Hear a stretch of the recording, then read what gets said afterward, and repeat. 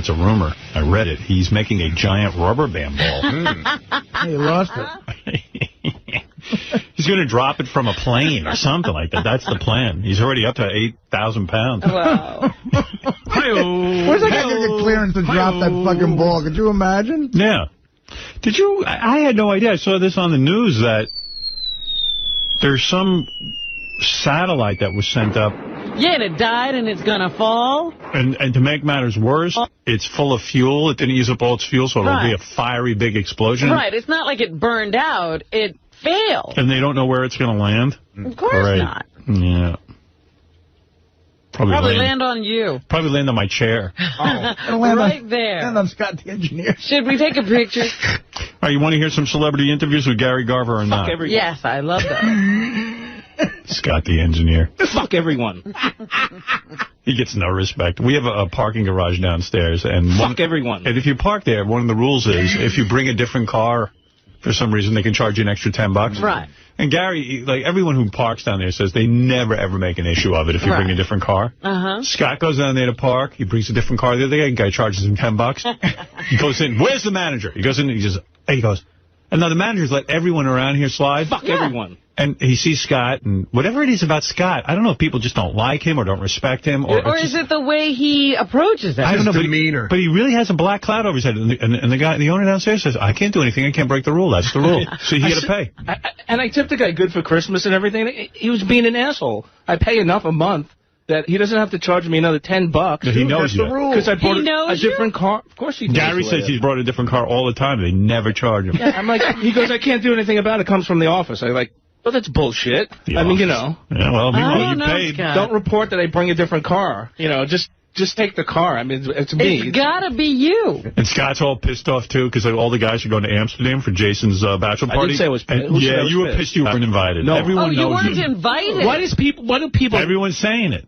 You must have said something to somebody. Somebody asked me if I was going. I said, no, I wasn't asked to go. So that's all. I didn't say, that's all I said. I wasn't asked to go. Okay. It was Goodstein who asked. He said, are you going? I go. You mean Badstein? Yeah. I said, no, I'm not going. I wasn't asked to go. Why is he Badstein? What did he do? Because he broke the rules. Yeah, you mean the child, the one that puts children in your chair? Oh, Doug Goodstein. I thought you meant Scott Greenstein. No, Goodstein. No, let me ask you something. Why was Scott overlooked in the invites? I don't know. People would ask that? He's overlooked all the time. Who would want me in Amsterdam? It was just me. Yeah, it's everybody. I didn't care about the Amsterdam thing. I just said, he said, are you going? I said, no, I wasn't asked. That's all. I wasn't upset about it. Why did they not ask you? How the fuck do I know? Scott's the only guy in this entire office that wasn't invited to Will's wedding. Oh, man. You're the only one. But that's fine. I mean, I'm used to that kind of shit. Fuck everyone. What is it? Do they hate you? What does it matter? They must hate me. So. Will, how do you invite everyone except for Scott? Is that for real? That's not bullshit. I'm not bullshitting. I wasn't invited. I don't know who else was. They work with you every day. Yeah, I guess. Well, there's a list. Why there's a cutoff? I'm the cutoff. Yeah, you're the one cutoff. He's the cutoff. But he did invite interns, though. No, I didn't. What happened? Why did you invite Did you invite everyone? Brandiano? I'm good friends with Brandano. He don't want to be in my wedding. Good friends with him. I'm just friendly with Scott. I mean, we're friendly, but... No, but I mean, you're probably some people invited from some the people, office. I felt like I had to invite, and then... And Scott, you don't feel like you have to? No. That's how everybody feels about me. It's fine. I save money. He's not getting a gift. I saw him at John Hines' wedding, and I'm so glad I'm not inviting him, because he's such a buzzkill at a party. It's ridiculous. I wasn't a buzzkill. Dude, he sat there slumping over the whole time with this miserable look on your mug. There are pictures of me dancing on the dance floor, so that's bullshit. Is it worth hurting him that much? I mean, he's not hurt. He doesn't give a shit. Yes, he does. Will's an asshole. Who cares? You all right, buddy? Sorry. He seems to be over it. I got over it very quickly. And Jason didn't invite you to his bachelor party? No. Wow. Well, I mean, it's a trip to Amsterdam. Yeah, right. But It's not like you could invite him even if he doesn't go. It's not like they're paying for it or anything. I mean, right? He could say I can't go. Now he'll come by and he'll say he'll come by and say it was open to everybody to come. I don't come get me heroin. And I don't even understand the bachelor party. People have to fly themselves to Amsterdam for your bachelor party? I don't. What? People don't have to do anything they don't want. I've always wanted to go to Amsterdam. I'm using this as an excuse to go. And I just said to people, I said, hey, if you want to come to Amsterdam, this is what I'm doing for my bachelor party. No one's under any gun to do anything. No, I understand. It's just weird. I don't know. Why is that weird? Amsterdam. Who are you, the king of England?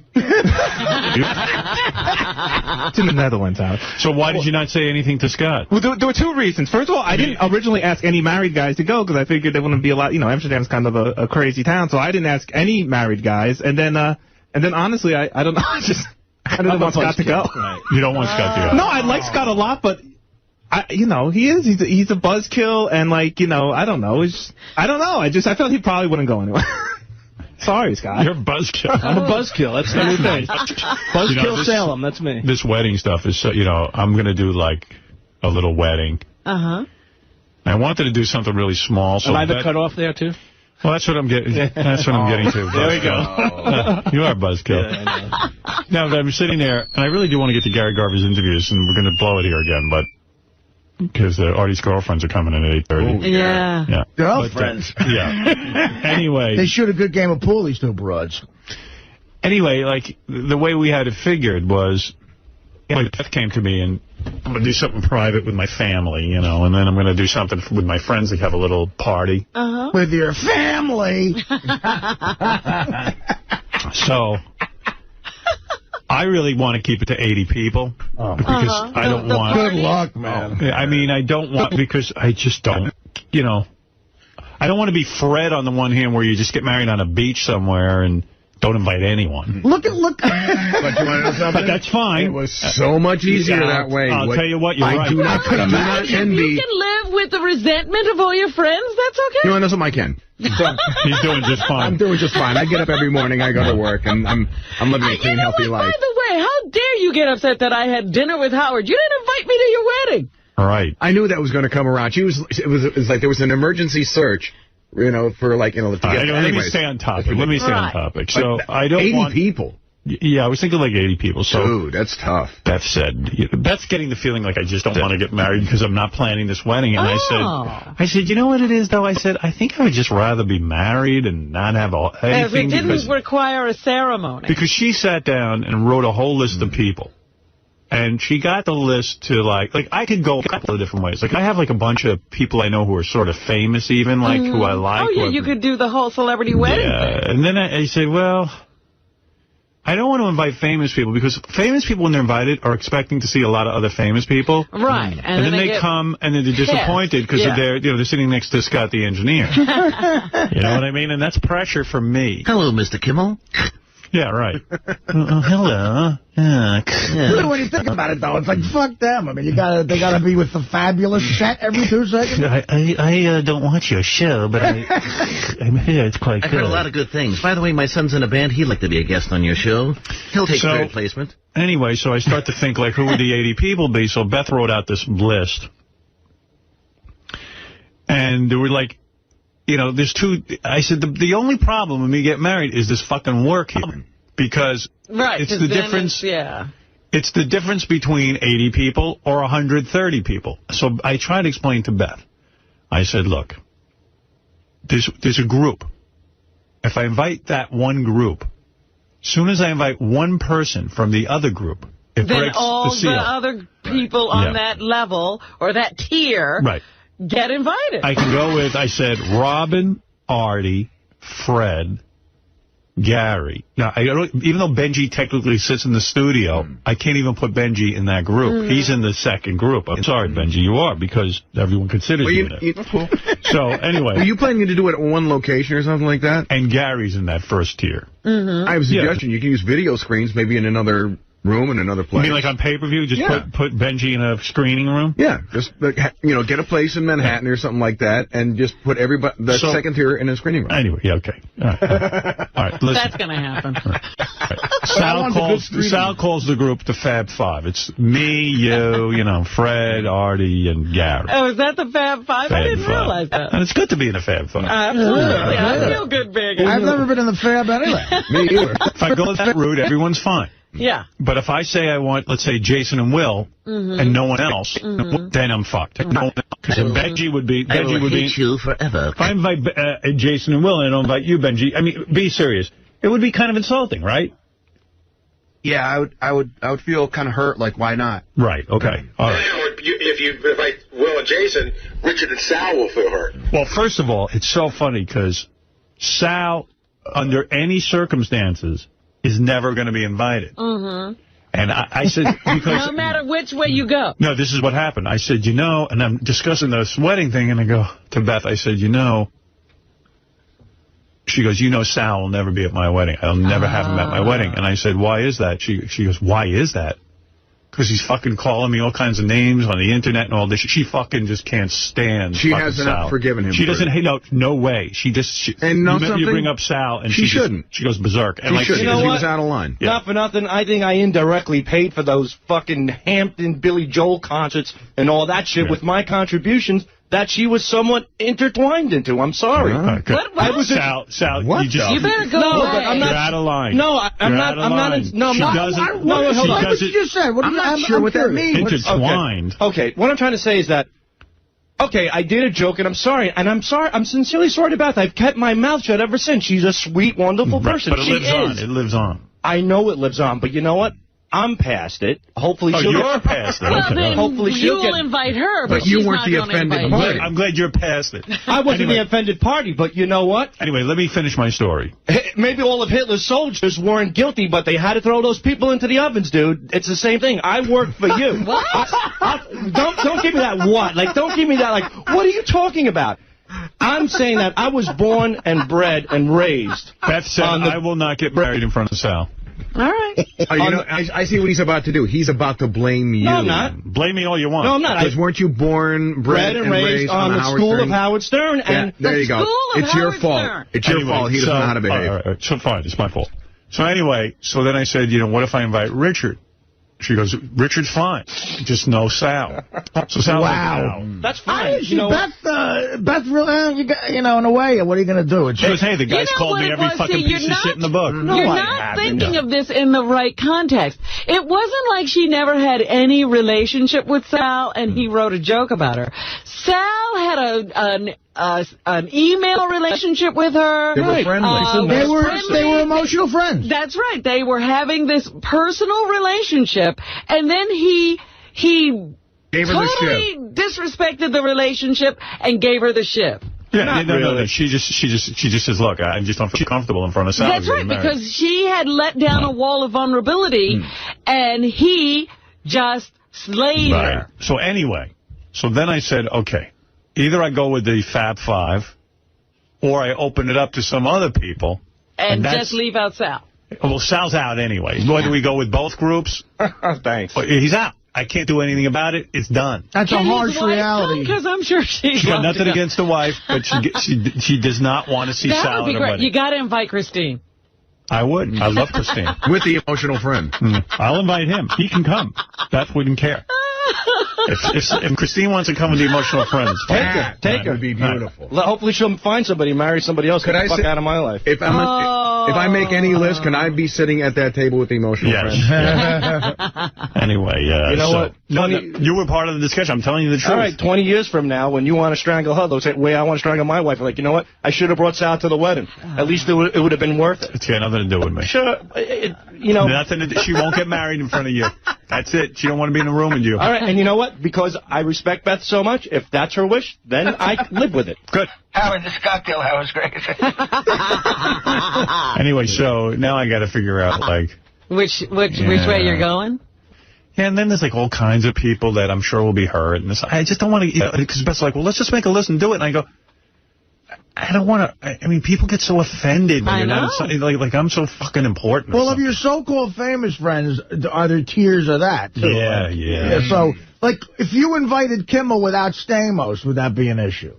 Do you think... Are you still close with that would be an issue. Yeah, right. If Jimmy was there... And Jimmy already said to me, tell me when you get married, because his producer is getting married, and we were thinking maybe October or something, and his producer's getting... Not producer, his friend. What the fuck is that guy's name? He used to work Callison. Callison. Yeah. Married. He used to be his producer. Yeah, he's getting married in October. So, like, it was like... So he's planning on going? Yes, and I'm planning on inviting him, but there are other people, like But Stamos. that's a weird statement to say to somebody. Let me know when your wedding is. No, because he knows. I mean, we go on vacations with Sarah. So he's a definite. Yeah, he's a definite. Oh, okay.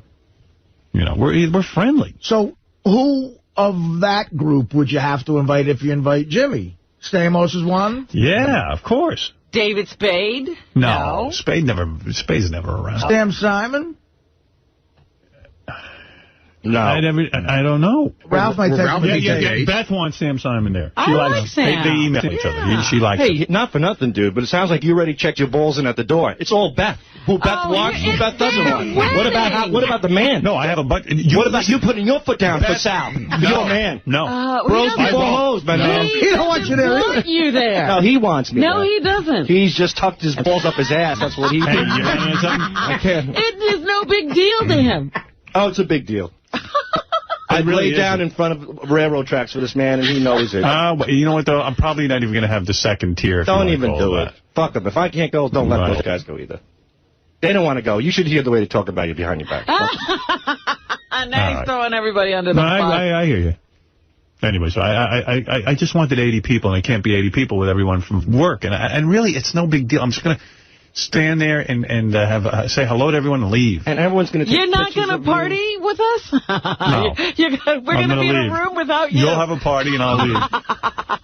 Anyway, let me go on to Gary Garver. Thank you, Sal. You're not there, and that's it. Well, try to put your foot down if you can. No, I'm not interested. He just said no foot. That's not my issue. That's not where he's putting his foot. It's not my issue. Put up your ass. That ain't going to be the issue. Yeah, the one big issue is whether Sal can be there. Yeah, you're gonna pick that fight. Sal's out the fucking door. Let's see. All right, Gary Garver. Okay, you ready? Yes. Okay. Are you ready? All right, so Gary Garver, first person he runs into is at the Directors Guild Awards. Yes, that just happened, huh? Yeah, and Vanessa Williams was there. And by the way, she is such a piece of ass. Yeah. I saw her on the Screen Actor Guild Awards.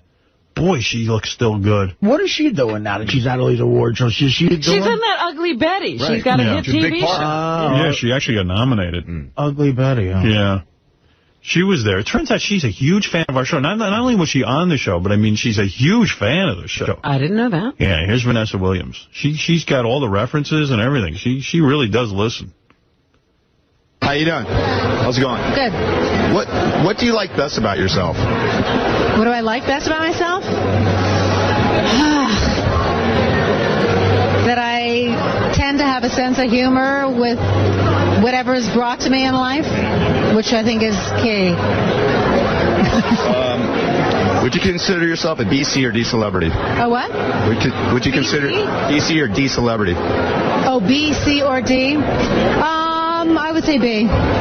Do you think Tom Cruise is nuts? I was just watching the Jerry O'Connell parody that he did. You know about that? I saw it. I saw that he did one. I haven't seen it. Yeah, I'm apparently the only person who hasn't seen this on the internet. Jerry O'Connell did a spoof on Tom Cruise's Scientology video. I haven't seen it. And it's supposed to be, he talks about how lucky he is to be an actor, and they have that Mission Impossible music playing behind him. It's supposed to be a scream.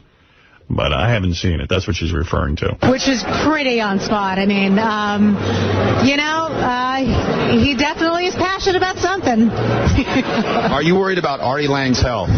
You know what? I am. I listen to Artie every day. And I know that he loves the cupcakes, and the high C is not an alternative for the soda. So he needs to get off the sugar, the high fructose corn syrup. And if he needs a nutritionist, and if he needs a reflexology, a person who lives in New York, I can hook him up. So just tell him to call me, and I'll get him on the way to true good health. And have you ever had sex in your movie trailer? Yes, I have. How many times? Once.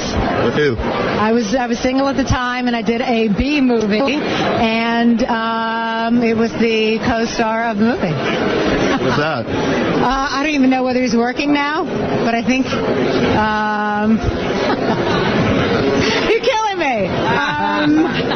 I'll tell you, he was tall and blonde, and the name of the movie was called Under the Gun. By the way, we looked up the movie. This is the guy she banged. Who is the guy? This guy. Who is it? Blonde-haired guy, Sam something. I don't know. Here, look. What's his name? Sam Jones? He was Flash Gordon. Sam Gerard? Oh, Sam Jones. Flash Gordon. Remember, like, in the late 80s, it was a Flash Gordon B-movie? He's a good-looking guy. Wow. And are you tired of Jews running the entertainment business? Am I tired? Yeah. No. Not at all. Okay, go ahead. And describe Howard Stern in one word. The master master of all. But that's more than one word. He's amazing. He's amazing. Thanks a lot, Vanessa. Thank you. Well, real fan of the show. Yeah. Cool chick. Good looking, too. Beautiful, really. She was very she's cool. Like, she reticent when she was on the show. She didn't tell us she was this into it. Yeah. She like knows Artie and what he's eating. Yeah. You could get her, Artie. Yeah, it doesn't sound it. What? I don't know. She's going to hook you up. She's trying to help you. Tell her to fly here and bang me. I'll get healthy if she wants. She cares about you. If that chick said, I get her if I get healthy, fuck that. I'll be doing Yeah, she said, Artie, you lose weight, you can have me, you'd lose weight? I don't know. If you lose 100 pounds, and Vanessa Williams says, if Artie loses 100 pounds, he can bang me. Call her up. Okay. I'm going to... See how into it she is. Gary, let's see how much he cares about your health. Ask Vanilla, that's funny. She's kind of light skinned. Yeah, I was going to say, is that a slip? No, she speaks kind of light. Ask Vanilla Williams. She's kind of bougie. Ask Vanessa Williams if Artie loses 100 pounds within how many months, Artie? 4 months? Yeah. Okay. You can lose 100 pounds in 4 months? Probably. Yeah, he's motivated. If Artie loses 400 pounds in a month. 400 pounds in a month. What about, I honestly think... At 100 pounds, how are you looking? Are you back to beer league weight? At 80 pounds, I'd be fine. Yeah, 100 pounds. Well, 80 pounds, I'd be like beer league. All right, so Artie agrees he'll lose 100 pounds in 4 months. Or 5 months. Give him 5 months. All right. You'll bang him. Because that would motivate him. Done. Then you'll know she loves the show. Care about Artie's weight. Right. All right, Hal Holbrook was next. He's the old-time actor. He happens to be in a very good movie right now called Into the Wilderness. And he has been around. He's 80-something years old. Somebody was telling... Was it you, Artie, who said he's a good guy? Somebody was I worked with him for a couple of months, and he's a sweetheart. He's a great actor. Anyway, Gary Garver ran into him, and as you might suspect, he didn't have much of a sense of humor. No. He didn't. Really? He got very Walter Cronkite-ish with Gary Garver. Gary Garver's one of those guys, too. I mean, you just want to bop him over the head. Gary's irritating. Are you an ABCD celebrity? What? Are you ABCD celebrity? How you doing, Mr. Holbrook? Honored to meet you. Hi, how are you? Gary. How you doing? Do you miss the spotlight? Do I what? By the way, that is the single greatest question you could ever ask a celebrity. Do you miss the spotlight? I thought it was Who Are You? Who Are You is great, but we find that Do You Miss the Spotlight is more irritating to them than anything. They're like, what do you mean? And they give you, inevitably, they end up giving you their whole resume to prove they're not out of the spotlight. Stuff they've done recently. Right. How you doing, Mr. Holbrook? Honored to meet you. Hi, how are you? Gary. How you doing? Do you miss the spotlight? Do I what? Miss the spotlight. In what sense do you mean that? I don't know. Have you been doing a lot of things lately? Have I done anything lately? Well, yeah, I did a film called Into the Wild, which Sean Penn directed, and he's being honored here tonight. And Emile Hirsch, who starred in it, and I are accepting Sean Penn's Medallion Award and saying a few words about him tonight, because he's making a film up in San Francisco. Are you tired of Jews running the entertainment business? Am I what? Tired of the Jews running the entertainment business. Tired of the Jews running the entertainment business? What kind of a question is that? That's a twisted question. Of course not. I mean, man alive. What kind of question is that? That's not good thinking, man. You had sex in your trailer? Guess not. Yeah, walked away. It's funny, because he told me he listens to the show at one point. Oh, really? Yeah. I haven't heard this one. John Larroquette, is that good? Remember him, John Larroquette? This is just an example, Howard, of Gary not being able to get words out. He's all garbled mouth. We should call him Gary Garbled. Larroquette is on Boston Legal now. John Larroquette, yeah. You say Larroquette? Larroquette. I'm surprised you say Larroquette. No, I didn't say Larroquette. You threw me off. You said Larroquette something, and I said, that doesn't sound right, so I said Laura. Okay. What were you doing in L.A. again? What? John Larroquette, Robin. I think you called him Larroquette. I did. Okay. Anyway, here he is as Gary Garver gets garbled mouth. Have you forgiven Mel Gibson for his I can't even say it. Anti-Semitic? Thank you. remarks. I don't know enough about them to give an opinion on that. Wow. Gary gets nervous. Chris O'Donnell, remember him? He was in Batman. He played Robin. Do you remember that? Oh, sure. You know who I'm talking about? And he was in a movie with Artie called The Bachelor. Yeah, he was at the same thing I met Holbrook on, yeah. He was at the Bob Hope Classic, the golf classic. And that sounds like fun, like celebrities all get together and play golf. That Bob Hope Classic in particular. You went? No, but I've heard it's awesome because it's on Pebble Beach or something. It's beautiful, gorgeous area. Yeah, that's a beautiful golf course. All right, so here's Chris O'Donnell. How's it going? Good, how are you? Good. Do you have any funny stories about working with Artie on The Bachelor? Oh, you're from Howard Stern. We were just listening to you guys in the car. Oh, you were? Yeah. We were watching the history of Howard Stern's over now. We were having fun listening to that. Artie, no. I don't have any good stories. I'm getting better stories just listening to him talking about it all. Are you worried about Artie's weight gain? You know, it's a little scary. I went on the website the other day to check him out. He's definitely lost some weight, and guy's an animal. He's got to watch it. What would you say to him? Well, living in two different worlds right now. It looks like he's having a good time, but I don't know. I'd hate to see him kill himself out there, but I think he'll get straightened out. Artie claims he could have spent his time on his new house he's building. You know what I mean? Get him down to the shore. What has he got? 6 bedrooms in that thing? Hey, Artie claims he could have banged Renee Zellweger on the set of The Bachelor. Do you believe that's true? He should have. I don't know. I don't know. Possibly. Was she dating anybody then? I don't think she was. I think she was fair game then. Do you think he got her? Did you get the vibe? I think that could have happened. That probably could have gone down. Big story. Should OJ be able to participate in this golf event? Yep. God, they'd definitely get some crowds, but no, I think that we should keep OJ away. Where is he now, Vegas? Yeah, he just got thrown in jail again. God, he's such an idiot. Did you ever have a partner with smelly genitals? You know, I've had, what is that No Door? Is that what he was promoting the other day on Letterman?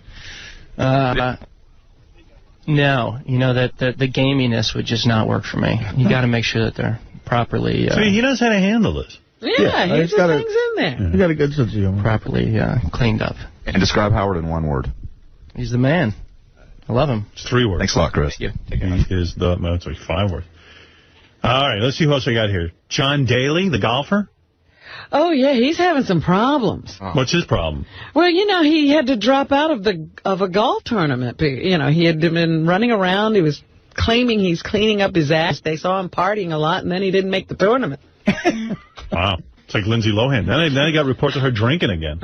She's the paper today. I'm glad she's in the paper all the time because her face is so pretty. Yeah. Better get her now, Artie. Yeah, now's the time. You guys are both alive on the planet, and it's time for you two to hook up. She'll hang around a little too long and fucking be at a Hollywood party about 20 years from now, and I'll be hovering. All right, here's John Daly, the golfer, with Gary Garver. I like him, John Daly. Hey, is America ready for a transgendered president? I don't know. I have no idea. Would you feel uncomfortable that OJ was participating in this golf event? No. No. Would you let Britney Spears babysit your children? I need Britney Spears to babysit me. I love her. I don't care what people think about her. I love her. I love her, too. No panty-wearing whore. Yeah, I mean, what's not to like? I mean, it's not a matter of we're worried for her. I don't mean a whore in the sense that, you know what I mean. She doesn't have the best sense. I mean it in the sense that she's fun. You're not saying that she charges people to have sex with her. No, I'm not saying that. Although she should. Do you listen to the Howard Stern Show on Sirius Radio? I do. I do a lot, yeah. Especially because I drive my bus most everywhere, and I got Sirius Radio, and I love listening to it, yeah. Describe Howard in one word. Asshole. Funny in a dirty way. Jew. Would you be in favor of an all-gay sports league? Well, it doesn't really matter to me. As long as I'm not participating. Would you ever vote for a Scientologist for president? What the hell's a Scientologist? What the hell is that? Huh? I don't know. Some religion. Exactly. Religious president? This is a scary interview. Should I continue it? What the hell is that? Yeah, I'm just strangely fascinated with what he doesn't know. Mm-hmm. Well, Scientologist is like a religion. Oh, it is? Supposedly. Hey, as long as they do a good job, I don't give a shit. What's your favorite type of porno movie? Favorite? I haven't seen a porno in so long. I need to make one. You need to make one? I have no idea. Have you ever tried anal? No. It hurts. Trust me, as a man who's tried it. I can't sit down. And did you ever have a partner with smelly genitals? Did my partner have smelly genitals? Have you ever had a partner that had smelly genitals? Sure. Yeah, but after 5 minutes down there, you don't worry about it too much anymore.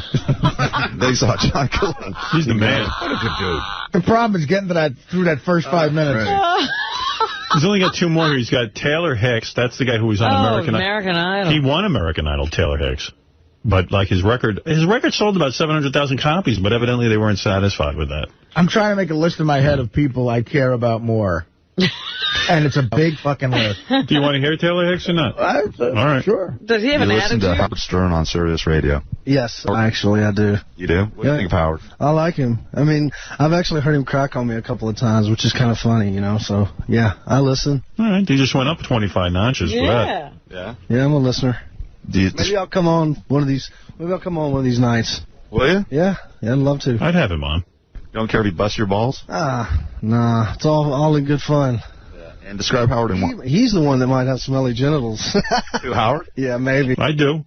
Sometimes I really do. Sometimes a lot of pee gets on my balls and my penis sticks to my balls. And We all have that problem. Yeah. I have smelly genitals. You have pee on your balls? Yeah, I do, yeah. Sometimes I pee on my balls. When I'm sitting down, it's the weirdest thing. My penis gets, like, in the night, gets stuck to my balls. And I don't know, from sweat or something. And You don't even know where that thing is. And then I just kind of, like, it's like 1 o'clock in the morning, I have to pee, and I get up, and I sit down on the bowl, and I pee, and the pee is going right into my balls. And then I go, well, maybe I should move my penis with my hand, but then if I move my penis with my hand, I got to go wash my hands because I'm touching my penis. You know what I mean? That you're supposed to wash your hands? Yeah, but then you go back to bed with pee balls. I'd rather go to bed with pee balls and have to stand there for another 30 seconds and wash my hands. You know what? My goodness. I have this, I mean, this goes on all the time with me. Like, I go, all right, I'm now peeing on my balls. Do I rather have pee all, like, I mean, I'm literally pissing on my balls, and I go, if I adjust my penis with my hand, then I have to go wash my hands. If I go wash my hands, it's going to be like I'm going to be further awake, and then I'll never get back to sleep. So I go, just keep pissing on your balls. They'll be a little wet, and then shake them off by doing your little hiney dance and get into the bed. That's happened to me last night.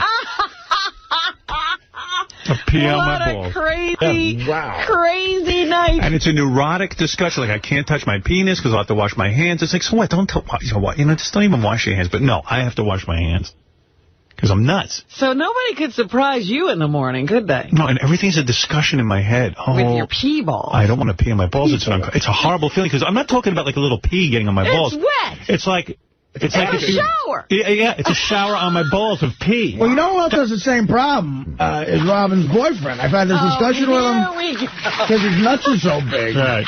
He's called me before. He pisses all over them. Well, my nuts at night hang way lower than my penis. My penis is small. Yeah, Robin wants to buy a gutter for under my cock. Does Jimmy really have those bigger balls? Come on, at this point, you can come clean. You've slept with the dude, right? I don't know what you're talking about. Come on. What are the balls like? I don't know what you're talking about. Right. Jimmy don't tolerate broads not sleeping with him. He's like a black guy. Oh, listen to you. You know this much. Robin and Jimmy are real tight at this point. I would assume. Why would you assume that? I was at Crew. There's every reason Fred shouldn't know, but I... No, I mean, I would say you're in love, and really, and I mean it. Yeah. And I think you're in love, and I think, you've definitely seen his balls. But we're waiting until marriage. Okay. If he asked you to marry you, would you say yes? I'm not marrying anyone. If Jimmy said, Robin, I want to marry you. Robin, Ophelia, Quevers, Florentine. What about a prenup? Would you say yes or no? What? Would you say yes or no? I would say no. You would? Yeah. Why? Because I'm not marrying anyone. I so think that's a hard-ass thing you put on, and I think if this guy asked you, you'd say yes in about 30 seconds. Well, you can think all you right. want. With pee balls and all. Jimmy, your balls taste like pee in my mouth. But I still want to marry you, honey. I know what that tastes Do you still want to marry me? Yes, I do. Well, then get down on your knee and ask. All right, let me move my balls first. You don't mind that I have stinky balls, but you've always been the girl for me. Well, you, 𝗦𝗵cie𝘄𝗿𝗱, marry me. Yes! Yes! Yes! Yes! All right, it's off the Vera Wang for you. The happiest girl in the world. I feel pretty. Oh, so pretty. I'm calling Howard immediately to announce my engagement. It's a dual wedding. That's going to be the greatest. Because you know what? Right. She wants to be married. I do? You do. You just And I want Audrey Goodstein to be the flower girl. I do. No, you don't say I do yet, Robin. You have to wait till the wedding. No, I do. Why would I want to be married? Because you're in love with this guy. I see it. Although the best man's going to be Bob Levy, and he's going to eat blue cheese out of your ass. I do anyway. I like that. Okay, if it's good for you, it's good for me. I love everything about you, even your pepper joke and double-decker. Why would I need to And the get ceremony will be on married? terrorizing telemarketers' sex. You have a situation there. I don't need to be married. Yeah, we'll see what happens. But mark my words, you will be married. All right. Before this lifetime is over. Okay. And we'll be adopting children, too. That's a good one. From Thailand. Kim Jo Florentine. Kim Jo. Do we care about Taylor Hicks anymore? Does he say anything? I don't know. I haven't heard There was these. never a point where I cared about it. Yeah. Let's move Describe on. Howard in one word. Kind. All right, Taylor. There's Taylor Hicks. All right, did you want to hear Tom Dreesen? He's a comedian, right? Yeah, old-time guy. Yeah, he's an old-time comedian. Didn't he open for Frank Sinatra? He's the guy, you always say. He's on Letterman quite a bit. Did he do impressions? I don't remember. Tom Dreesen. Jan Murray, I think, did impressions. Do you miss the spotlight? Oh, that's a tough question.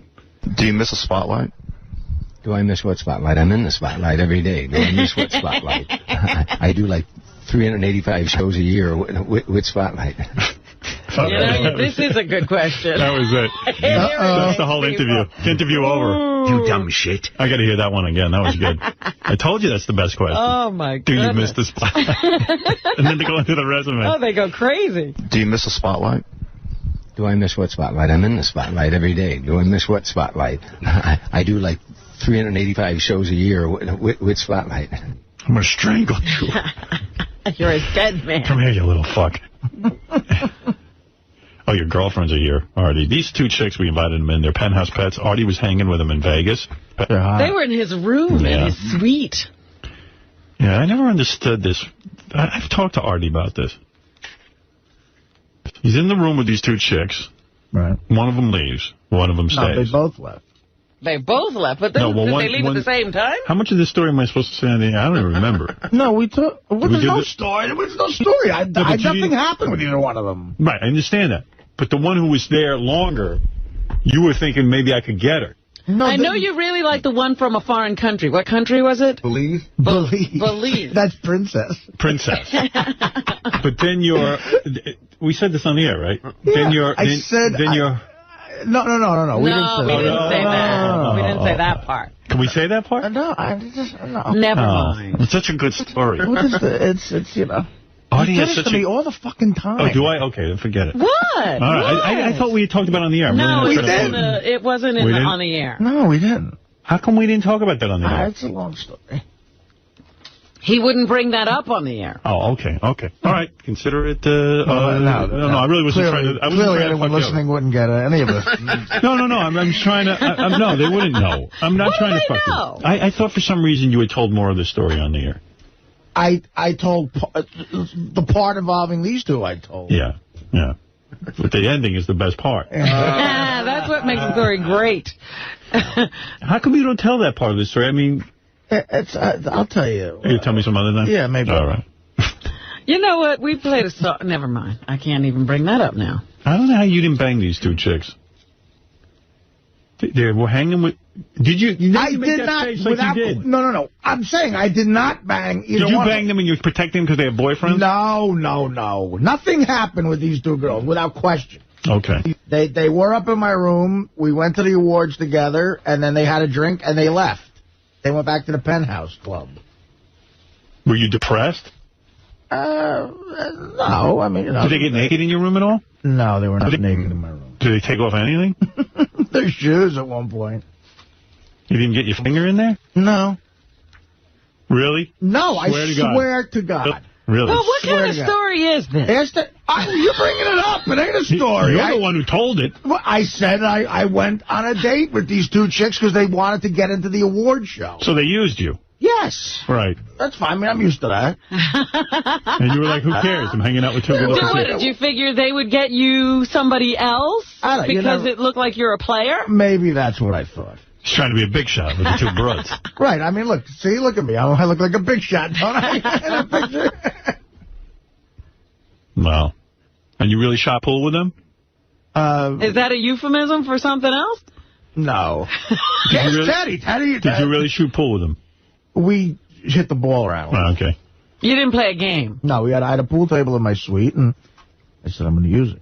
You never accidentally whacked them in the breast with the pool cue like Elvis used to do with chicks? Is that what he used to do? He paralyzed the woman's tit. He did? Yeah. He supposedly... What an animal. What did the tit do before he hit it with the pool cue? Well, I don't know, but he took a pool cue and threw it like a spear and hit this woman in the tit and paralyzed her tit. I didn't even paralyze her tit. I was going to say, what did the tit do before? I don't know, but the tits in the Special Olympics. It was in a wheelchair after.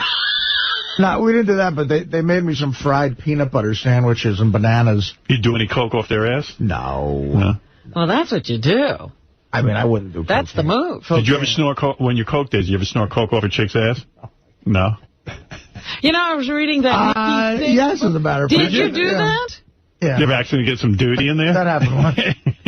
I was reading that Nikki Sixx book, and they used to line up groupies and put the coke on their asses and go down the line. LA's got all types of broads. All right, I'll get these chicks in here. Let me take a quick break. You can introduce us to your girlfriend. Well, look at how hot they are. Yeah, they're beautiful. I wish something would happen. Well, maybe we can have something happen now. Looks like the dark kid when you almost get your hand on her tit. You're just an inch away from it.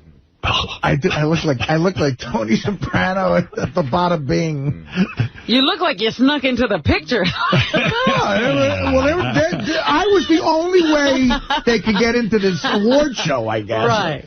And which didn't make any sense to me because they're like fucking hot chicks. Yeah, they can get in anywhere. So, but I was because I had to actually give out an award, I was in the 4th row. Yeah. So it was a good seat. Those chicks ain't going to sit in the 5th row. They want the 4th row. Where do you see the chicks that escorted me out on stage? Hot. They were nutty. Do you remember the one chick who came in here and played the drums? She was in that contest? She was one of them. Nice. And they're just so sexual. All right, I'm gonna see what's doing. I'm gonna find out why these chicks didn't blow you up in the room.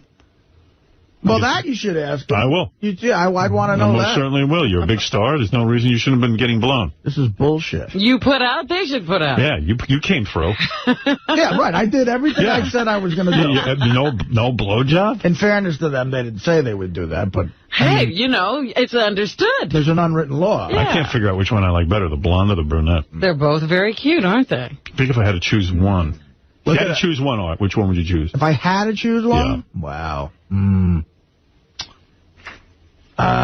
They're both smoking hot. There's something about that 𝗦𝗵cie chick, though. Which one is she, dark hair or blonde? The one further back. On our right, my left. The blonde. Picture. Yeah.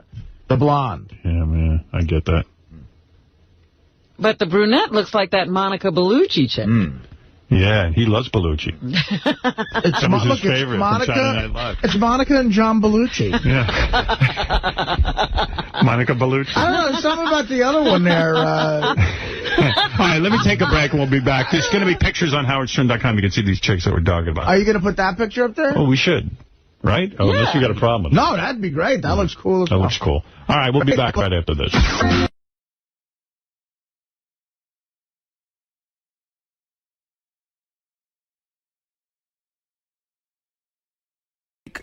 Ace Ventura, this is what I'm telling you. Like, I sat for years watching people. It was like someone told Jim Carrey, you have 2 weeks to live, tell every joke, do every impression, or your head's going to blow up. Right. And I had everything in it. Exactly. Right. So I did not think America was ready for it. I go out to the lobby. Chris Rock said, David, you are right. No one will see this movie. It's over. He will never admit. Oh, yeah. Right. Of course. It was huge. It was huge. And the rest was just, do you get jealous? Be honest now. Do you get jealous when you see one of your castmates go into superstardom and then you go, oh, shit. Why not me? I don't. Well, here's how it is. Here's how it is. Like, if you say Jamie Foxx. Right. Jamie Foxx, you know, if you would have told me Ugly Girl was going to win an Oscar, I'd be like, kiss my ass. Yeah, right. This will, again, it will never happen. Right. But in Jamie, especially in Jamie's case, Jim's thing was like crazy. It was, you know, I heard he couldn't get on the Letterman show on Wednesday. Right. Ace Ventura came out on Friday. They called him and flew him out on Monday. Right. You know, it was that kind of thing. His price went from nothing to millions of dollars in a week. Well, he had made a movie before that, Earth Girls Are Easy, that was a real with bomb. Damon. Yeah, with Damon. It was a bomb. Yeah. So you figured, okay, if this movie doesn't work, he's done. Yeah. But so like with Jamie, to watch him grow, you know, it inspired me because it wasn't like he did like 3 or 4 movies in a row that led up to Ray that was like, you know, he built this, planned it, and achieved tremendous talent. Yes, he really is. Absolutely. And he's a nice and guy, I'm jealous as fuck. You know, that's it's a long way to say that. Does your wife say to you, listen, why are you not making $20 million? No, but she's very loving. She's a great woman. But she says stuff that wives say, like, honey, just come to New York and do play readings. I'm like, what are you, high on crack? Play readings? Like, bitch, I got to tell dick jokes. Why, I can't. Why are you playing giggles? I'm like, cuz, it's paying for your shoes. But you've banged black chicks, right? Yes, I mean, you're not exclusively Puerto Rican and Asian. It's the person. It's the person. White chicks, too? Of course. I've dated some white girls. Famous white girls? I've never dated any. Well, I've never dated any. There was a name that flashed across your mind. Not really. It was like this. When I was hanging out. Maya Angelou. When, like, Wait, we were doing black. Boomerang, and Martin Lawrence and Eddie, Murphy, all those guys were talking about all the famous girls they fucked. I was never part of that conversation. You didn't have any fun. Don't you hate when you kissing Beyonce and all that? I hate when you're fucking a chicken or Oscar for Right. You know, that kind of stuff. You know, I hate that. You know, he don't hit in the Emmys, you banging that ass, you know, Golden Globes and shit that fall on. That never.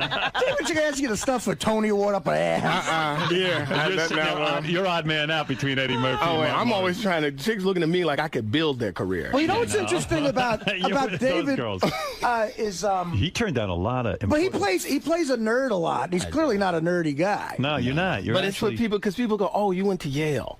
Right. What was that like? Were you like the one black guy on campus kind of thing? No. And Charles Dutton was there when I was there, and Charles Dutton has done time. So you really can't find. Well, it's funny, David. Do you know Phil Lamar? You know, I know Phil Lamar. Yeah, I know Phil a black kid I was on Mad TV with also went to Yale. Yeah, and it's the same sort of thing. He's a brilliant kid, and he would get saddled with that.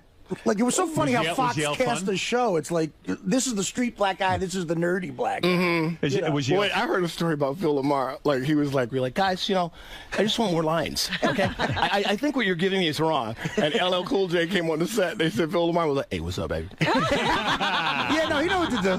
You know how we do it, killer? You know, all that stuff. You got super black. But I did that with LL too. I did too. I was like, Todd. Yeah. When you're around LL Cool J, you got to be super black. You got to be. Is there pressure on you to be super black in certain situations? You just have to be. You do. And you know how to cross that. Like, Oprah, even Oprah does. She's like, girlfriend. Right. Hey, girl. Oprah doesn't really do it. She tries. But her accent is off. Are you good at it? She's not. Are you good at it? I can do it a little bit. A little bit. You know what? You know what I want to be right now, though, is I'm talking about in this point in my life, in my career on this show, is just be true to myself. Because as a viewer... Right, and as a listener, if I think you're bullshitting me, I don't want to be When's the last time you had to act super black? What, can you think of a situation recently where you had to? Well, I'll tell you why. It's yesterday. I'm staying at a hotel that is next to a men's shelter. So every Puerto Rican and black crackhead, you'd think I'm the most famous motherfucker in the world when I get out of that car. Right. Because they're all, hey, that's that dude. That's that motherfucker right there. So you can't be like, guys, please. I'm like, hey, what's up now? All right, then. So I had to say super black. That's what you go. From the town car to the front door of the hotel. So when you leave the town car to go into the hotel, you get hit up for money from a lot of brothers and things like that. Yeah. So it's you like go. This. My core fans are black security guards, custodial workers. So when you meet a black custodial worker, you can't just say, "Hello, sir. How are you?" You got to be down. You're down. And how does that go? What do you say? Hey, what's up, man? How you doing, Howard? What's going on, man? You know, I'm just trying to be real. You know how we do it. And like I remember one time this Sky Cap, he gave me career advice. That was when I was really at a low. Right. It was like I was performing at the Chuckle Hut in Minneapolis. Yeah. You know, I spent half my weekend salary on a first-class ticket, and the dude is like, "You need to get with Jamie Foxx and do some of that booty call because this motherfucker is off the chain." And I'm like, "Could you get my bags, motherfucker? You giving me advice, and you giving me pick up my bags." Yeah, it was a low time. It was a low time.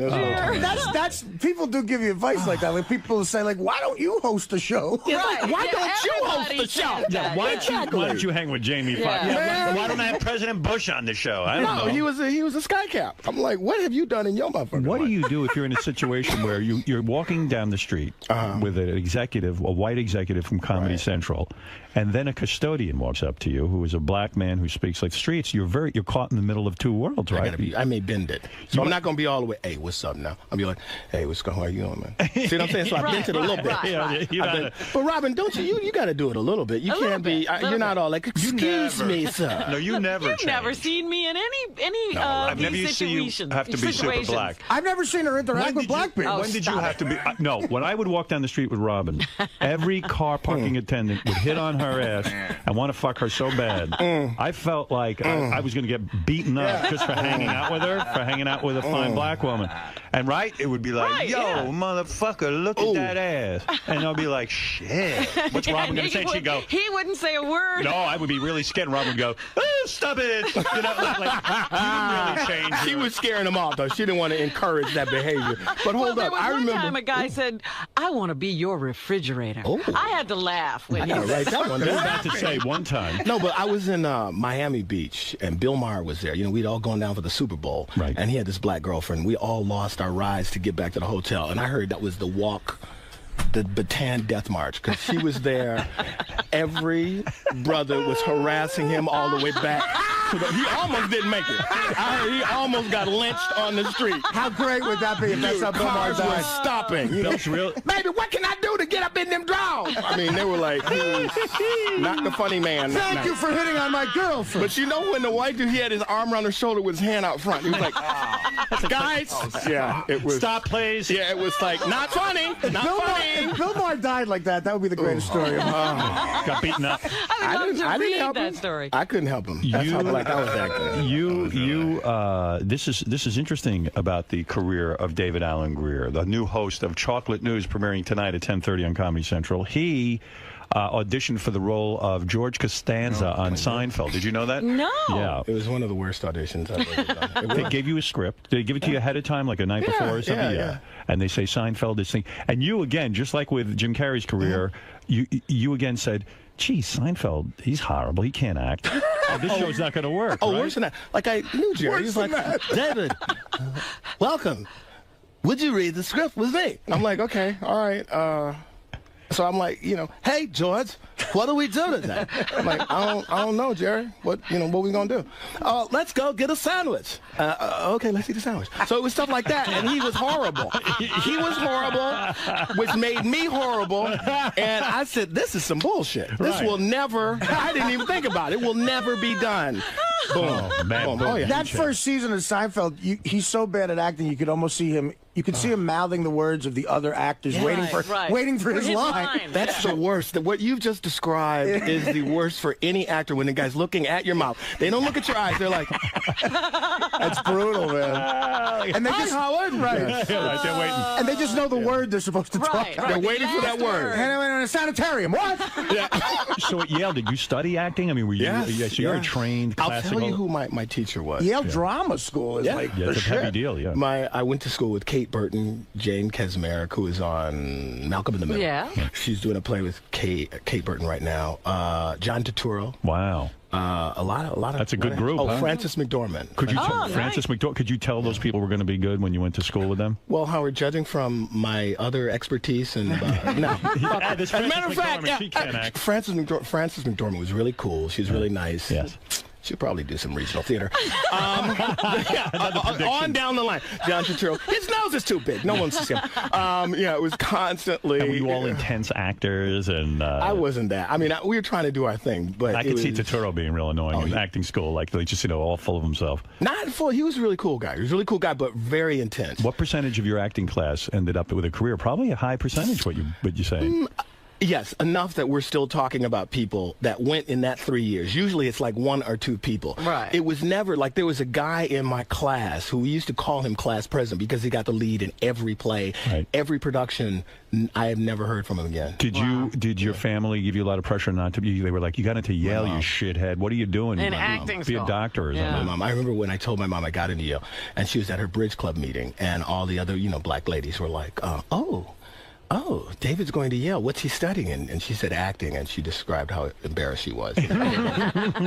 Poor Ruthie. Yeah. Poor girl. Here's the good news. He's in Yale. Yeah. Bad news is he's got a horrible major. So they my parents, they want to be doctor, lawyer, Indian chief. You even auditioned for the Tracy Ullman show and thought it would suck, right? It was horrible. Yeah, and you said, I don't want to do it. Not only that. Very bad eye. I do.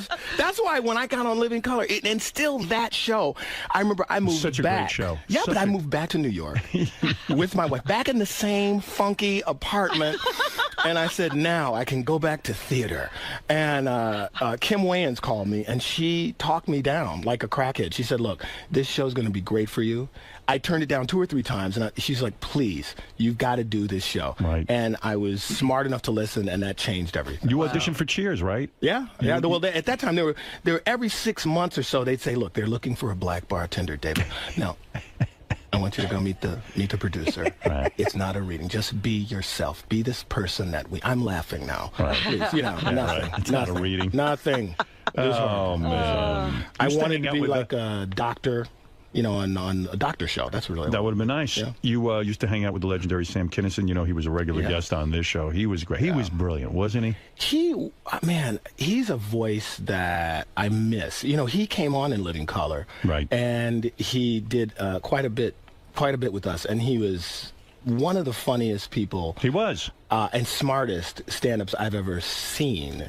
You said one of his big bits was Martin Luther King if he came back. You don't remember? Okay, so I saw him one time at the Comedy Store, and he said that, what do you think Martin Luther King would say if he were alive today and he saw Mr. T and Michael Jackson? You mean I took a bullet for this? This is why they shot me? Are you kidding me? Oh, yeah. He's brilliant. He's brilliant. Wow. So you got kids, you got the wife. 2 dogs. Second marriage, first second time. marriage. What, you were fucking around on her? No. What happened? It's just, come on. I got married before I was famous. I just got married when I was an actor. Right. And she was an actress also. And, it's pressure on the career. I did Living Color, and it became very popular and worked a lot. And we were just unhappy. Did you screw around on your wife? No. I did not. No, I never. As a matter of fact, in 10 years of marriage, I never kissed another woman. I was absolutely faithful. And in hindsight, I should have fucked everything because I got, it was as if I was fucking around because I had a career. Did you go through a period of time between your first marriage and your second marriage where you fucked everything that you could get your hands on? You did. Yes. How many years between the 2 marriages? 95 to 2007. Wow. So I was ready. This time, there's no part of me that I've only been married a little over a year. We planned our daughter. We planned to get pregnant and all this stuff. So there's no part of me when I look and hear about these parties and stuff like that. I've done it. It's so your wife over. must be super hot. I mean, it's not she's really smart. She's beautiful. She has a great family. You're doing good. Yeah. Great daughter. I'm doing the show I've always wanted to do. Good for you. So I'm very happy. You can see David Alan Grier hosting Chocolate News, premiering tonight at 10:30 on Comedy Central. Like we were saying, the show got tremendous reviews in the paper today. I read it today. I said, shit, I hope these reviews are good because I know he's coming. Right. No. I hope they are too. I was a little nervous. And I do want to tell you that we listen to you every day. Oh, thank you. Morty, all those guys who Robert Morty's your producer, huh? Yeah. He used to produce the Letterman show. Yes, I was wondering what the hell that guy was doing. Is that the Morty we're talking about? That's Morty, yeah. Wow. He's married with 2 little daughters out there. Kidding. You hooked up with Morty. I like Morty. He's a good dude. Funny guy. Carlos, you're on the air in Newark. Hey, how you doing, Howard? I love all you guys. Listen, David Alan Grier does a good Marion Barry impression. He did it on Living Color. Oh, yeah. Hey, that's old. That's dusty. That's old stuff. You don't even really... He needs the crack smoke around. Thank you. That's moldy. That's moldy. I don't know what I don't know You need about a situation for that. John, go ahead. You're on the air in Miami, Florida. Yeah, David, I don't know if it was you or somebody else from In Living Color, but you said that you ran into J-Lo once after she was famous and that she wouldn't even look at you? No, that was Robert 𝗫𝗿, I think, or somebody else. Oh, really? Actually, J-Lo and I can't say J-Lo, Jennifer. Right. There's no J-Lo. No. She's always been cool. We've always been cool. When I see her, we talk, we say, hey, get a hug, a kiss. Isn't it weird, like somebody who was sort of like on the periphery of your show, and like all of a sudden they become this big star? It's got to be weird. It was like when I remember we went to the Vanity Fair party, you know, and J-Lo came up. She was so devastatingly hot in this like kind of translucent dress. And again, did you completely made over? But did you kick yourself in the head like, how come I couldn't recognize that Seinfeld would be here? How come I can't recognize that J-Lo would have been a hot chick? I mean, yeah, you could have plucked her right out of the crowd. You know what I mean? Like you could have gotten her. Well, I could have, but that would prevent me from going for years home to my tequila closet and just crying myself. He does have a bad eye. David doesn't remember this. In 1995, I met him at the Comedy Store, and he told me I would be the biggest star in show business. I did meet you, though, Artie. Can you imagine? You know what it's like, though? It's like JD on our show. Like 5 years from now, became the biggest star in the business. That's what David's talking about. That's right. My tequila closet. Right. I will tell you something. Go ahead. There was a night. You asked did I ever just did it. No, this is worse. I remember reading the cover of Variety, and it was like Martin Lawrence got 20 million for his first. And I was driving to 101, and I pulled over, and I just said, you know what? I just need a minute, because that was at a time where I had gotten this divorce, and I was paying out of my ass. I had to do every job. This is when dudes in Harlem were like, what the fuck are you doing? Pauly Shore, man, what's up? Tom Arnold. And I was like, you don't understand. So I did pull over. I just sat for a minute. Did you cry? Said, I didn't cry, but I took a lot of deep breaths. I said, ooh, 20 million. And I started the car, and I just went right on back to work. It was, it was hard. Man, that is tough. Do you have a lot of money? I mean, I do. I mean, listen, I've been very fortunate. Do I get $20 million of film? No, but I've always worked. But here's the thing. In Living Color didn't pay you anything because they got you when you were young and, this was your first gig. Well, Fox wasn't a network. That's right, exactly. So it was, they could do whatever they want. They didn't have to pay you. And Comedy Central ain't paying you. They're not paying a network. A bit. They're paying more than normal people make. Right. You know what I mean? But where was the chunk of dough that you made? Like, was it the movies? I did. You know what? Here's what happened. After the second year of Living Color, I sat out. Jim Carrey sat out. Jamie Foxx tried to sit out. A lot of people did. Yeah. And so then I started getting paid more. So what I'm saying, I've always had a pilot. I've always had a development deal for the last 10 years. I have always had some kind of development deal. So I've always been getting money, getting paid, doing well. It's just I never did tremendously billion-trillion-dollar well. Jason, you're on the air in Columbus, Ohio, with David Alan Grier, the host of Chocolate News. You got to watch it tonight at 10:30 on Comedy Central. It's getting great reviews. Go ahead, Jason. Hey, David. Hey, what's up, man? I was wondering if you knew that Howard banged your Boomerang co-star, Robin Givens. Yeah, I did know that. Well, you did. Did she call you? I dated her. I didn't say I banged her. Did she call you? I did know that. Let me tell you a story. Yeah. So, Damon and I were in Robin Givens' trailer when we were doing Boomerang. And Damon and I, we really wanted to ask Robin about Mike Tyson. Right. We didn't know how, so we sitting there giving each other eyes like, you go ahead. So Damon goes, what happened with you and Mike Tyson? And she goes, her eyes welled up, and she went, "We were just two young kids in love." And we just went, we left the trailer and fell out laughing. It was crazy. It was crazy. She's a very nice She girl. is. She really is. She is. And beautiful. You don't get more beautiful than that. I right? ran into her in the drugstore, and she had a little son. I think she had 2 kids. She does. She has 2 kids. Yeah. Yes, absolutely. There you go. Walk down memory lane. She didn't call you and tell you about Howard, though, huh? I didn't know that. I would have asked her. I just said, "What's going on?" She probably would say, I prefer not to talk about that. But how long did you go out with her? We went out, how long, Robin? I don't know. A few months. A few months. Yeah. A couple of months we dated. We were just a young kid and an older man in love. She likes powerful men. Yes, I'm glad to be in that group. You got up in the draws.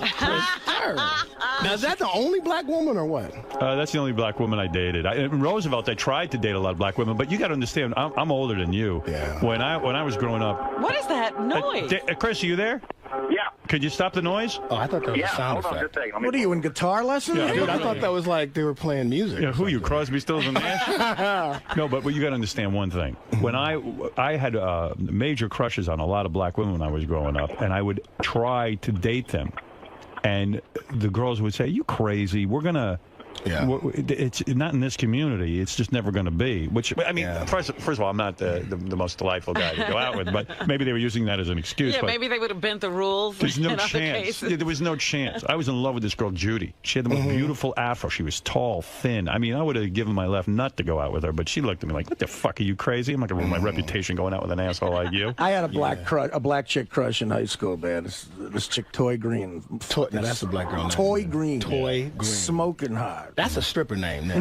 Chris, go ahead. Ask your question in Longview, Texas. Okay, well, David kind of hesitated whenever he, asked if he was with somebody famous. Was Lori Petty maybe the girl that he might have been? That's true. No, Lori Petty and I dated for quite a while. She was the first relationship I was in. Who is Lori Petty? She was in Tank Girl. She was in and a lot of big movies. big movie, the baseball movie. Right. A League of Their Own. She was in. She's very beautiful. What's the problem there? Why didn't you? Nothing. I'll tell you what the problem there was. Timing. Because it was the first relationship after I had gotten a divorce. So it was all, if she left a piece of lint in my house, I was over there, here you go. I had just gotten out of this. I wasn't trying to get married. But yeah, you're right. You're absolutely right. Well, let me tell you something. You are a delightful man to have on the show. Super talented guy. I love everything you did in Living Color. Thank you. Was, I mean, really, just amazing. And groundbreaking, groundbreaking stuff. And now I'm wishing you a lot of luck on this Chocolate News premiering tonight at 10:30 on Comedy Central. You know what I wanted to ask him about Living Color? Well, you forget all the shit he did. The 2 gay guys. Yeah, I was going to say, you're going to have any gay characters in Chocolate News? I do play. You got to throw them in there. Transgender character. Yeah. And, when they put the titties on, it was one of those, it was so fucked up because I was walking to the set and the crew guys were like, "Hey, what's up, man?" They all had like cameras and stuff, and I knew if this is not funny, I am fucked. I'm like going to be blogged into the shitter. But it was very funny. So new characters, all new stuff. I wanted to ask him about because the guys writers on his show, executive produced Mad TV, these guys faxing at him, they're real funny guys. And I used to ask them all. We used to ask them all the time. The character you did where it was you and Tommy Davidson doing those guys with the car, like the BAM! The BS Brothers. What was the name of those 𝗲𝗿𝗍. My name was 𝗲𝗍𝗍. Yeah. Those were guys. What was that based on? Those are real guys. Really? Because the first year of Living Color, there was no security. Right. So people, I remember one time the Fly Girls were dancing, and these 2 dudes tapped Lisa, one of them, "Hey, girl, hey, let me get your number."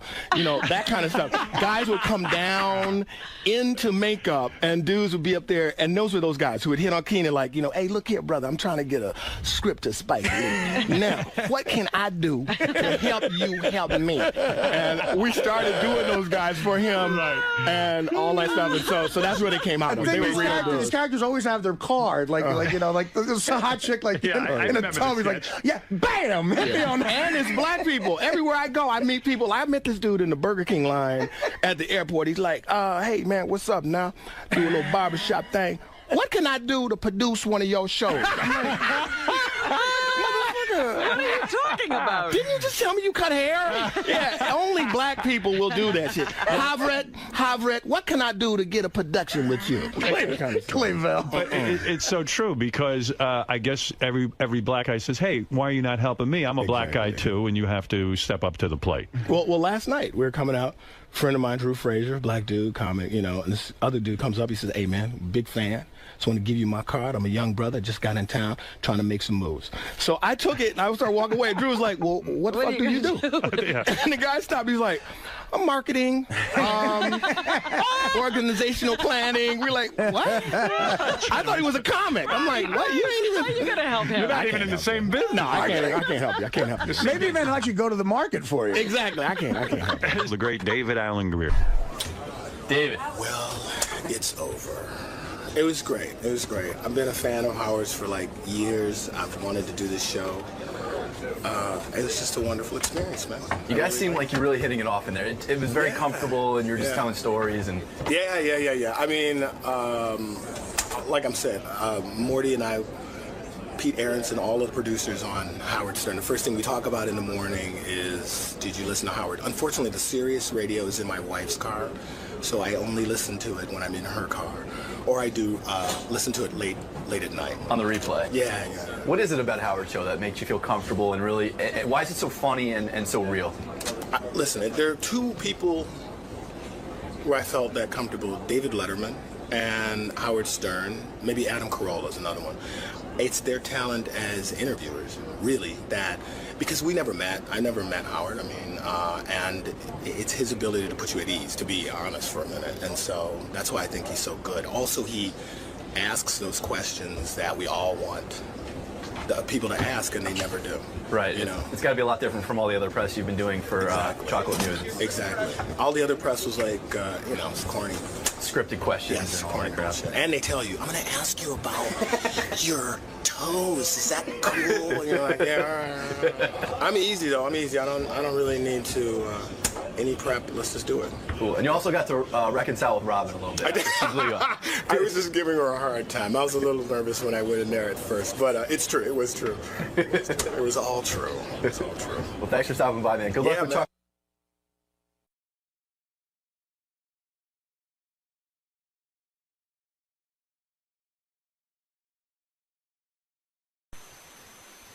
John High and Gary Dell'Abate. The best of the wrap-up show begins now. Hey, it's Ralph, and on Monday's wrap-up show, we're going to be talking about who knows Howard best, the big game we played, and it was really good, and I lost. Let's start off with the big game today, which was between Howard's parents, Ralph Cirella, and Beth Stern. And the big winner was Robin Quivers. Gary, do you think Robin was going to win? No.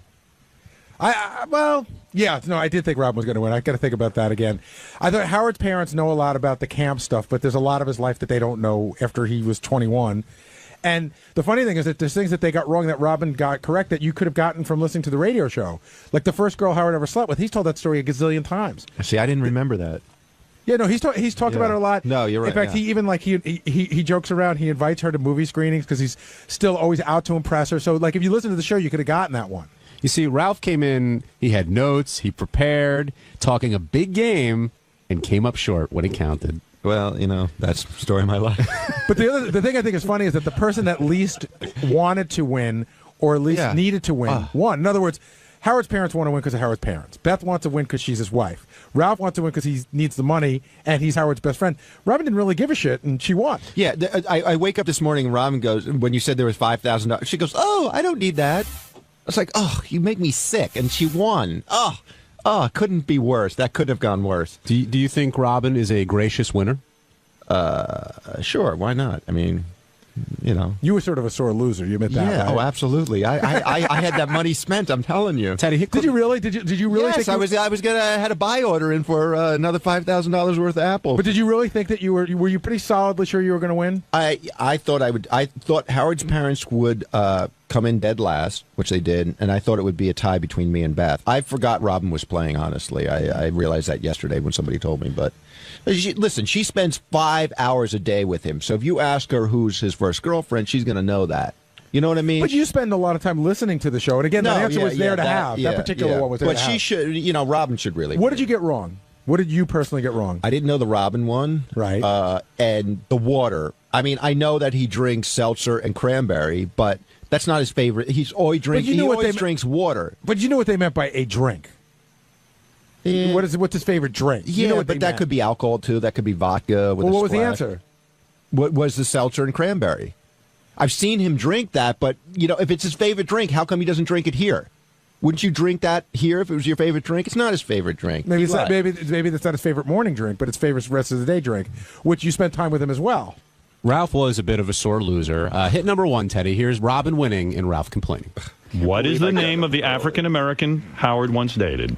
What is the name of the African-American that Howard once dated? Don't talk out loud. Don't say out loud. Believe it or not, Howard once dated an African-American. This comes as a shock to some people. A lot of people canceling their subscription. There you go. I don't care. Mom and Dad, what did you write down? I don't know. No answer. Honey? Robin Givens. Correct. Ralph? The Robin very hot Givens. Robin Givens. Correct. Did I have to have a last name? Because I put just Robin, but I meant Robin Givens. Yeah, you need a last name. No, it's her first name. She doesn't know her last name. Of course I know Robin Givens. Could have been Everybody you. calls me Givens. No, she doesn't get it. She doesn't get it. She doesn't get it? No. What? Look at the judge. Doesn't get to make the rules. What? The contestant Of doesn't get course to she make got it right. Are you grasping at straws there, Ralph? Did you know you were beat? Well, it could have been the Robin for the first answer. I mean, you know what I mean? She just writes down Robin. She'd be right 2 out of the 10 times. You're like a rat in a cage. You poke with a stick. Megan Boston, you're on the wrap-up show. No wonder people hate them. Yeah, hi. I think I'm the only person who likes Ralph in the world, but I just wanted to call in that he's never on the, I never hear him live on the show, so I wanted to just tell you that I really like you, and I don't understand why people don't like you. And I also wanted to have another question, but people love Meg, really. how much time have you spent alone with Ralph? I know. Is it really different? One-on-one time versus I think he's it's so even better. interesting. It's even better just hanging out with me. And I like how opinionated he is. He brings something to the table, The best Ralph to hang out with is the one that's not on the radio. Well, Great. Ralph not on the radio is fun, funny, and a nice guy. It's a guy on the radio that's brutal. Oh, see, I love the guy on the radio. horrible? I think he's the best. He's so honest. What's your other question, He's so Meg? funny. No, let her go I wanted on. to find out Moving about her along. We're short on time. Go ahead, Meg. Okay, so I wanted to find out how you guys how you and Howard became best buddies. What's your meeting story? Well, first of all, I want to know because this is a story that you and I have had a disagreement on. How did you come to the show? I was doing special effects makeup work, and you guys were starting to do live shows, and I had been listening for a while, and I went to one of the shows at Club 𝗦𝗍, and I brought some pictures of my work, different makeups and stuff that I had been doing, and I gave it to an intern, and then you called me. Right, I guess said, Howard liked your stuff, come in, he wants to talk to you about something. We came in and talked about a couple things. I remember, you know what I remember about that? I remember Ralph came in, and Ralph was sort of young and sort of in awe of Howard, and Howard had no time for Ralph, and Ralph was trying to measure like crazy because he was doing a prosthetic for Howard for a New Year's Eve show where he was going to be like Rocky. He was going to have a big full chest, and then there was a giant penis to be made. And Howard's I remember Howard would say to me listen, I don't know this guy that well. Let's keep this meeting brief. And Ralph kept, Ralph was one of those guys who had the ruler out. And I realized now that Ralph needed a lot of time.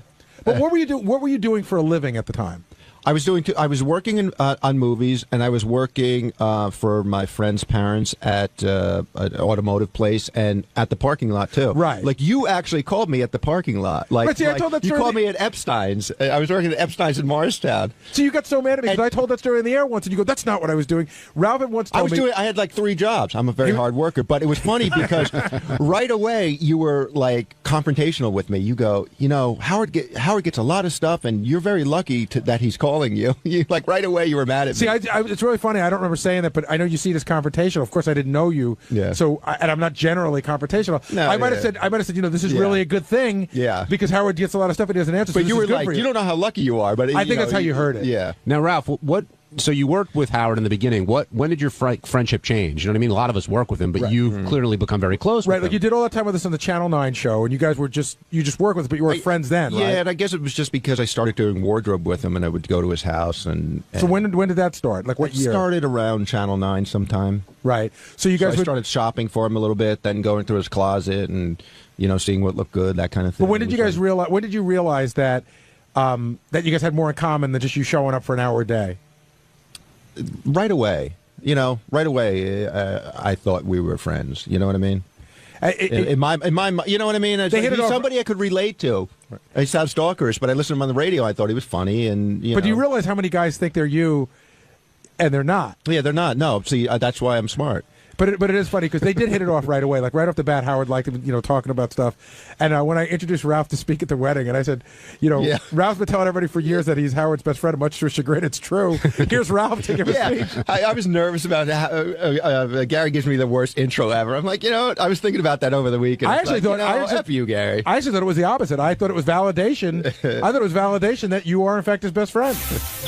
Hey, it's Al, and on Tuesday's wrap-up show, Richard and I pranked Steve Langford. It came out great. Enjoy it. Check it out.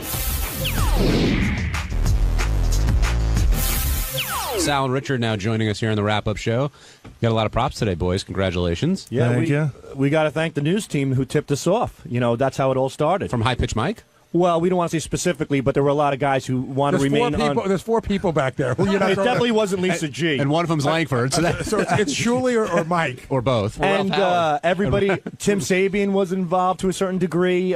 Jim McClure helped us out tremendously. We had about 4 or 5 different scouts going back and forth working on this for us. So now, are you worried? It's because Steve does have a little bit of a vindictive streak. Are you worried that there is a retribution? I'm worried about like maybe some crusty cushion at the back of a strip club might come up now. Some semen samples in Buffalo. Maybe one of those tip-off calls might do me in. Hey, but, no, I'm just joking. There's nothing that. And everything bad. What am I talking about? I don't. Everything bad. And let him talk. Oh, sorry. I have no worries. No worries. You're not worried. Kidding aside, you're not worried that Langford's going to try and come back at you? It's funny because me and Richard had talked to them about how we were worried about this, right? Well, yeah. The most we were worried about is we didn't want to piss him off because he's been real cool to us. He's a big fan of our calls, but then we were thinking, well, if he's a fan of our calls, he should appreciate this. Let me tell you how nutty these two are. Like 2 months ago, they called me into the office. They locked the door, right? Like they got uranium in there. Yeah, and they go, we're working on the secret project. They're so all about it. I forgot about it, right? They called me back yesterday. This phone call we were working on for 2 years. Again, they locked the door. And I'm like, you know what, guys? I can't really concentrate on it. It's 3.5 minutes. Give it to me on a CD. Richard writes on it, super secret call. Like, they weren't even putting Steve Langford prank on it. Like, this is the biggest secret in the world. Then they sent me a note. They're not messing around. No. They're being very serious. Then they sent me a note this morning. Did you like the call? Our suggestion is you play it for Steve when he comes in for the news so we can look at his face. I'm like, guys, give me the fucking call. Yeah. But it was funny. It's a great call. Thanks. Thank you. But you guys were like, it was like you were holding gold. Yeah. Well, so you recorded Sour Shoes for 2 hours nonstop? Yeah, we would go to lunch and we'd just say, okay, Sour Shoes. And we let the tape go. Do an hour of songs about Steve Langford. And then we'd come back and hang up on Sour Shoes and cut up his songs. The problem with Sour Shoes, it's almost like his OCD. As we're trying to execute a prank with him, he's kind of fucking with us. Right. So we can't get anything done. So I say to Richard, let the tape run. And that's all we did. And we got 2 hours worth of his songs and chopped it up. Yeah, because at first we tried working with him. We would three-way Sour Shoes and Langford, and it just didn't work. So we're like, best way to work with Sour Shoes is to have him as a recording. I don't know about you, but I swear to God, one of those Tuesdays where we have an open hour, I would kill to just hear the hour. Like, I would love to hear from 7 to 8 o'clock at night the hour that you guys went to lunch and what Sour Shoes did for an hour. We can give you the uncut version of it. Is it just him going on and on? And on and on. Once in a while, you hear him, like, fidget with something in his bedroom, or his mom will yell in the background or something. Sometimes he'll call me all day, and it gets to the point, instead of me hanging up, I just put him on hold. And then, like, an hour and a half later, after doing my work, I'll go to the phone and forget. I pick it up, and there he is in the middle of the song. If you guys get a chance tomorrow, can you pull some of the outtakes of his mother yelling at him? I would kill to hear that. Sure. And it's funny, too. I don't know if Steve has this on his phone, but me and Sal had new office phones put in because of Sour Shoes, where you can send calls right to the voicemail. Like, there's a button where the phone won't ring, because Sour Shoes got to us, too. So we just got these new office phones where he can't get a hold of us. And another thing that made the call so great wasn't just Langford's reaction, which was hysterical, but the songs he picked. Right. And when he came in on them were fantastic. No, good for Langford that this is finally done, because he's been going through hell, and I'm glad it's done. And our listeners, our millions of listeners, won't call Sirius and get Steve's office number and just start doing this. They're cool. They wouldn't do that. Benji, go ahead, Joel. No, I was just going to say on my end, 212. when we started talking about when they told me about the prank, on my end I had my news recorder set up to get audio of Steve freaking out after he hung up with Sour Shoes, and the one day where he went apeshit and smashed the phone down.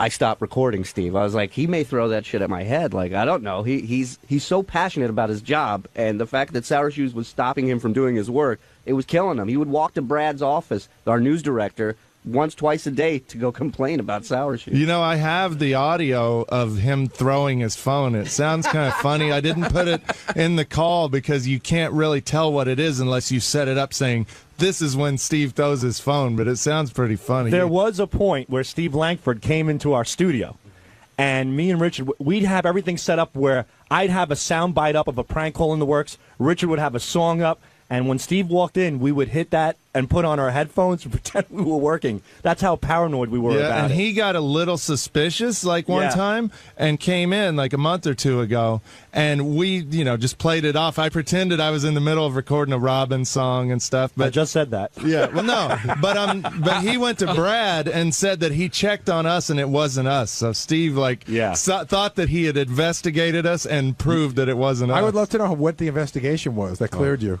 Now, how long were you working on this thing? About 2 months. Howard heard it before the wedding. He came into the studio, goes, "What are you working on, boys?" And we played a little piece of it, and he loved it. And then when I think prior to the vacation, he said, "Is that bit ready?" And I said on the air, "It wasn't." And that was the bit that that he was referring to. This is our Ben-Hur. On Wednesday's wrap-up show, a whole bunch of my wedding shit got brought up again. Sal started screaming at me about not being mad at Artie, who said that he'd only go if Howard goes. Sal obviously doesn't know what the joke is. But anyway, it just turned into a whole bunch of yelling between me, Richard, Sal, and Gary about my wedding. I can't wait for this bullshit to be over. Jason Kaplan now joining us on the wrap-up show. Apparently, you okay? Yeah, I'm fine. Jason smashing his face with the microphone. Yeah, they must have oiled these things. Apparently, your wedding is now a huge controversial matter. Let's go through this very quickly. Okay. Howard says that Robin announces that she's going to have a +1 at your wedding. Right. Howard reveals he will now be attending your wedding, although you weren't sure if he was going or not. And Artie then says, "Well, I'm going to attend too." Give us the inside scoop. Well, I'll start backwards. I talked to Artie. He said that he was just fucking around on the air. I mean, I talked to him a couple days ago about the wedding. Artie did this to Will too. He's very, non-committal. I'm going to try and come. I like to be there. So that's what he said yesterday, and that's what he still said to me today. Do you believe that he was just fucking around on the air? Yeah, I believe it. Artie's not like that. But why is it being non-committal about your wedding? I know he didn't want to go. Will's was very close to when he tried to start a sobriety, and it was a hike away. It's a different thing. He's like, I got a gig in Toronto the night before. I'm going to try and make it. He asked me about every other day when my wedding is. I told him like a million times. So let me ask you a question. Well, apparently, I think he's keeping his options open. Are you offended on any level that if it were Howard's wedding and he had a gig in Toronto the night before, that it would be no issue that he'd be there? A little, I don't know, maybe a little. I don't know. Again, I know. Richard and Sal and all these guys get mad at him, but I don't know. Artie gets as Artie told Richard and Sal when he apologized to them. He's better than them. He's on a different plane than them. He's smarter and funnier than them, so he gets to operate under his own rules. It's annoying when you're trying to put a wedding guest list together and somebody, it's easier when you have a yes or a no and you know for sure. So that is very annoying. Artie also reminded Howard how long it takes to get to Jason's wedding. He was bullshitting with that. Listen, I'm not going to make any guarantees because who knows what fucking traffic will be like. But it's a 45-minute ride from the bridge. Now, I don't know how long it takes you to get over the bridge, but so add whatever it takes you to get over that. It's a 45-fucking-minute ride. I loved when, what's the main road you said takes you there? 80. Route 80. When you said fucking out to San Francisco. It's a when huge you said road. Route 80, the howling laughter that Artie had. He's like, Route 80. It's much better than the Southern State Parkway. I think Route 80 was just voted like the worst. No, by truckers, it's considered the worst route in the country. Well, good. There'll be no truckers on Route 80. I'm sorry. Is Benji going to the wedding? No, Benji let me know that he will not be able to attend. And that's a definite no. That's a definite 100%. Thank you for inviting me, but I can't make it. Because you always say that, you just said that it's really hard when you can't get a definitive answer. Right. No, Benji gave me a definitive answer, and I appreciate it. I would have loved to have gone. And do you want to go? No, do you want to go now because Howard and Artie and Robin are all going to be there? The big draw beyond the wedding, because I actually love weddings, was Anne-Marie's going to be there. That's a girl that we used to all work with. So that's what I feel like, I'm going to miss out on. I would rather you not come. Yeah, Jason, but hold on. Why aren't you going, Benj? I'm back on a night schedule. And I don't know what else. Okay, if at Jason's wedding there were vegetarian meals at Barbara Walters. What time does the wedding start? Barbara Walters. Well, don't ask me this now after you already declined. No, it doesn't start at 5 because they were saying it's 7 tonight. No, the ceremony is about like 5:15, 5:30, and so the party starts. See, I was going to ask you if I could come around 7.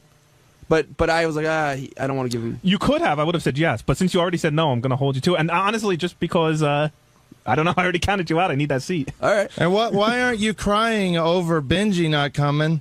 That's a crazier reason than my. Hold on. Who's better? Would you say that Jason's better friends with you or with Benji?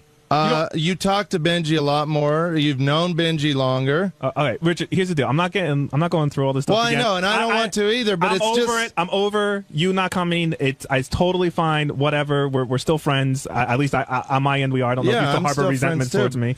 And that's it. I'm over it. So yeah, but it seems kind of like Benji said he couldn't go. I know, but it's ridiculous too that you're not like crying about Artie not coming. You're not crying about Benji. Well, Richard, that should make you feel special about how much you meant to me. I know, but and then when you say stuff a while ago like that me and Sal aren't important, then why would you want to have us at your wedding? First of all, I was quoting Artie and trying to make a joke. Second of all, you guys are important, and I do want you there, and that's why I was upset when you said you weren't coming. And you should take it as an honor that when you said you weren't coming, it upset me more than anyone else so far who said they weren't coming. It wasn't, and again, I don't want to bring it all up again, but I think, Richard, it wasn't that you weren't coming. It was the reason why you weren't coming. Yeah, but the reason I'm not coming is just as good of a reason as why anybody else is not coming. No, it's not. It is. Just, you know what? What? The fact that it's an hour away, that's a better reason for somebody not coming no than one has the fact that I want to see a concert that is the most important concert of my life. You know what? Shame on you when in another year some dumbass Halloween thing comes up, and that's the most important moment of your life. That will be the most important. Will be. Right. I mean, that's a bad comparison. Why is my excuse worse than anybody else's? You know what? It's not. It's fine. You're not coming. Don't worry. I don't want to go down this road again. It's a stupid argument. Benji's not coming. He gave me a definitive answer, which I really appreciated because I know he flip-flopped with Will like as his date got closer. And so he gave me a definite no. I'm sad Benji won't be there. I definitely consider him a friend, but I'm not going to get in an argument with Benji. And Artie is Artie, and I know that sounds lame when you say that, but look how Artie rolled into Howard's wedding. I mean, he looked like a mess. He obviously didn't care. So that should be more the reason why you shouldn't want him there. But that's just the way Artie is. He's like that with everybody. That's his MO. And again, I would really appreciate to get a definitive answer from Artie. But I don't think I'm going to be able to get it. What do you mean Artie didn't care? I mean, Artie didn't go to Will's wedding No, when you said he came to he Howard's obviously did not care. I mean, did not think the wedding was important enough to actually dress up nice and present himself in a presentable way. So you think he treated it as he treats everything else, something he rolled out of bed to come to. Yeah, but Jason, let me ask you this: when Howard first revealed that he's going to your wedding, and the first breath out of Artie's mouth, without thinking, shit, now I got to go too. Hold on, let me finish. No, it wasn't. Don't you kind of take that as an insult that he is going strictly to hang out with Howard, and he has no intentions to celebrate your day? First of all, that's how I would take it if it was my wedding, and you made no stink about it. Yet this guy wants to go to a concert, and you spent a half hour crying about it. First of all, I talked to Artie after this thing. He still said he doesn't know if he's going to come. So whatever he said on the air, it still hasn't changed his answer from yesterday or the day before. If Artie is only going to come because Howard's going to be there, then that's Artie's prerogative, and I'm not going to worry about it. Yeah, but also Artie said, and I believe him, he says he doesn't want to be the asshole that doesn't go. It wasn't to be with Howard. It was to not be the one. So why should Howard make the difference, whether he's there or not? Because now Artie is the big guy that's not going. Sal, why are you so upset? Because he ripped the living shit out of Richard for an hour over nothing. I said I was upset that he wasn't coming over a dumb excuse. What I thought it's the best day in his life. Yeah. Whatever. It's over. It's over. I mean, it's disgusting that you're selling yourself out for a celebrity versus a friend. Yeah, you're giving Artie a free pass because he's the great Artie Lang, and I find that to be disgusting. Can I ask a question? Where's a switch on you where I get you out of stockbroker mode? No, I'm dead serious. But why He's isn't not? He's not. No, Gary, are you kidding me? He's not breaking Artie's balls at all over this, and he broke Richard's balls for an hour over a concert. Do you know what he just had a conversation with Artie. What Artie said on the air isn't really what he means. But you believe that? To some degree, but I know that Richard absolutely means what he said. But Richard's honest; he said it right off the bat. So being socially wrong and being honest is the better thing. No, in other words, you guys don't. My It's opinion. not socially wrong as far as I'm that's concerned. my opinion. Right. That's my opinion. Is that it's way wrong. It's a big social faux pas. But it's not your opinion. It's my opinion. But it's it doesn't make it right because he's telling you right up front what he's doing. You're also you're leaving something out. Hold on a second. Hold on a second. Go ahead. If Steve Brandano back in the office told me he wasn't coming to my wedding because he had some awesome concert to go to, that would hurt me way more than Artie or Howard not coming to my wedding. It all has to do with your relationship to the person. How would Artie you and I feel? are friendly, but I mean, how would you feel? All right, how would you feel if I told you I'm not sure about going to the wedding, and then I found out Howard's going and I'm going? Do you think my intentions would be to celebrate the most important day of your life, or to be there because Howard's there?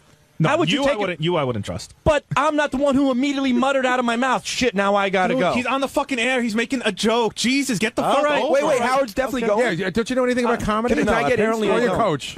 Yeah, Howard. According to Howard, he's definitely going. I gave him an. I mean, I Richard, give we him should go, anything, man. but- And Yeah, maybe I'll go now. No, and there's a rule, and this isn't just apply for the people here.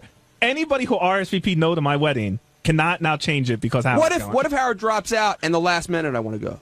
No, there are no more. If you said no, the only exception I made was for Howard, and that will be the only. But no, you made the exception exception for Artie too. You said he could wait till last minute. No, I didn't tell Artie. I ask him every day if he could give me an answer. What am I going to do? Hold a gun to his head? Yeah.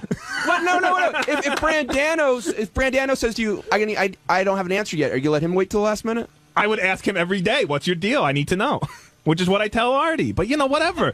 Listen. For the 5 Jewish people out there, I'm treating Artie like Elijah. I'm leaving an empty chair and an open door, and if he shows up, great. And Jason, in my opinion, and this is strictly my opinion, I think you're giving Artie a free pass because he is Artie. I am, and that's it. And that's pretty much it. And that's pretty sad. Sal, that's a very superficial thing to do. Taking your argument one step further, he's not giving Benji a hard time. He gave Richard a hard time, but he's not giving Benji a hard time. You clearly refuse to see the reality of the issue. The other thing is that, and be really honest, if this were you and you weren't married and you were getting married and this whole thing went down this way, would you be offended that Howard was coming, or would you be grateful?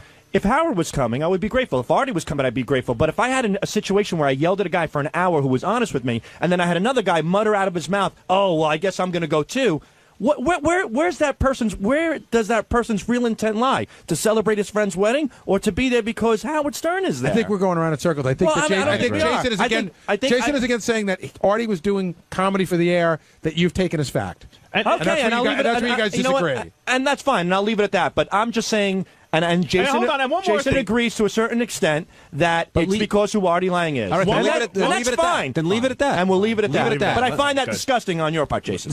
You didn't leave it. Why can't you noted? Leave it at that. I'm leaving it disgusted. Hey, this is John Hein, and on Thursday's wrap-up show, we got to talk about 𝗫𝗵cie𝘄. You may not know that name. She's better known as Marsha Brady, and I was a big Brady Bunch fan growing up. All of us were. And she came in and gave an interview with Howard that I never thought I'd hear, talking about doing black guys, trading sex for coke. She actually said the word cunt. And that's not the Marsha I knew, but we got a kick out of it and talked about Marsha, and, well, here's what we said. The big guest today, Marsha Brady, 𝗫𝗵cie𝘄, and Gary and I were looking forward to this interview quite a bit. We were. This is so in my zone, my era. This is what I grew up with. In fact, I was surprised. I think she's 52 years old. I thought she was my age. I guess I'm more on a par with Jan than I am with Marsha. But I mean, I love that. You and I watched it as did you watch it as a first-run show? No, I saw the end of it as the first-run show, but then it lived in syndication in every market in the country forever. Right. I watched it as a first-run show. It was a Friday night show. I think it was on with the Partridge Family and a bunch of other shows. It was on ABC. I remember 10 o'clock was Love American Style, but it was a huge show for me when I was a kid. I mean, that was one of the first shows that was heavily syndicated, and I remember coming home from school or whatever it was, like 4:30, 5:30, locally, watching every single one, and everybody else has watched it at one time or another. And one of the things about the show is that you saw those kids grow up. Like, Maureen started when she was 12, and then left when, I guess, a few years later. And who can forget Bobby's performance of It's Time to Change? I know what you're saying, John. Gary and I can really geek out over this. So 𝗫𝗵cie𝘄 comes in, and she did Celebrity Fat Camp or whatever it is, Fit Club, same thing. And we weren't sure sort of how she would look, but I thought she looked pretty good. She looked pretty good. Listen, she could stand to trim a couple of pounds, but she's thinner than she's been. I said to John, a cute face trumps a lot of stuff. She does a very, very beautiful face and a great smile. She's got a pretty bubbly personality. You know, again, John's going to get into it. She talked about a lot of things today, and you're sitting there, and you know, listen, you can call her whatever you want, but Marsha Brady is talking about, you know, doing black dudes and anal and all sorts of stuff. Yeah, it's Marsha Brady. I mean, Barry Williams has the same problem. He's Greg Brady, and he's sort of embraced it. And I was curious to see how Marsha would take to that. Would she be annoyed by it or embrace that kind of life? And she seems to be all right with it. Yeah, I wanted Howard to press her on it, and he did. I thought it was like one of my favorite moments on the show was when we had Ringo on the show, and Vinny Favale was just annoying the shit out of him. And he goes, Howard goes, let me ask you a question. Does it ever get tiring? He goes, does it ever too much? And Ringo had this long pause, and he goes, it is. It does get. It gets to be too much. And I thought Maureen would be like being called Marsha would be too much, but she's still digging it. Yeah, she absolutely dug it. And another interesting thing, what she remembered and what she didn't remember. I know she did a lot of coke, and I know it's convenient sometimes to block out stuff and to really block out stuff. But you know, do you know anybody who doesn't remember the first person they slept with? Maureen McCormick, apparently. Exactly. But I don't know if I doubt her story. You know? I mean, she definitely had a wild life. But Artie and I were saying, you know, she was saying that her nickname was Hoover for coke. And I said maybe it was a nickname for another reason. He said there's no good reason for a woman to have the nickname Hoover, one way or the other. So true. But when you look at her face, you just see Marsha Brady. A very sweet girl. Very sweet. Who's not a girl. That's a very sweet 52-year-old girl. What'd you think of that little hug and kiss she, not to jump ahead, but that hug and kiss she gave Howard at the end? She was digging him. Absolutely. Yeah, she was digging him. And it made you wonder that if you had coke back then, you could have had Marsha Brady. Rick in Pittsburgh, you're on the wrap-up show. Hey, guys. Hey, Rick. Wanted to comment on Maureen McCormick and to make a suggestion for Howard 100 News. Interview was great. Howard's the best interviewer, I think, and I think we can all agree on that. But I guess the phone calls, and maybe, Gary, you can give me some enlightenment on that. Is Howard making the choices to go to these guys knowing they're going to talk about things as gross as licking her asshole? It's hard to say because, like, he may or may not. Listen, Howard could look up on the board. Like, since I've done the wrap-up show, I've learned that people will call in and say that they're going to talk about one thing and then switch gears. Right. But yeah, he might have known what they were going to talk about. But the thing is that Maureen, again, without the visual, it's hard to tell. She was totally up for stuff today. She could handle anything. I think she's gotten to the point where she's like, you know what, Marsha Brady's ready to talk about everything.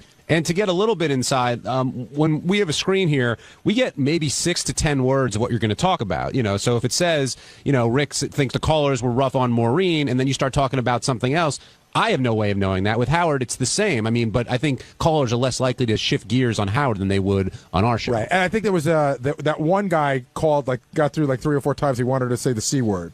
So that was the guy I think was being particularly rough. And of course, which she obliged. Which was really funny. Yeah, good for her. The whole office went, whoa. Shane, you're on the wrap-up show. Hi, how are you guys? Good, Shane. What's on your mind? Actually, I just wanted to comment on the Marsha Brady interview today. Okay. I thought it was great.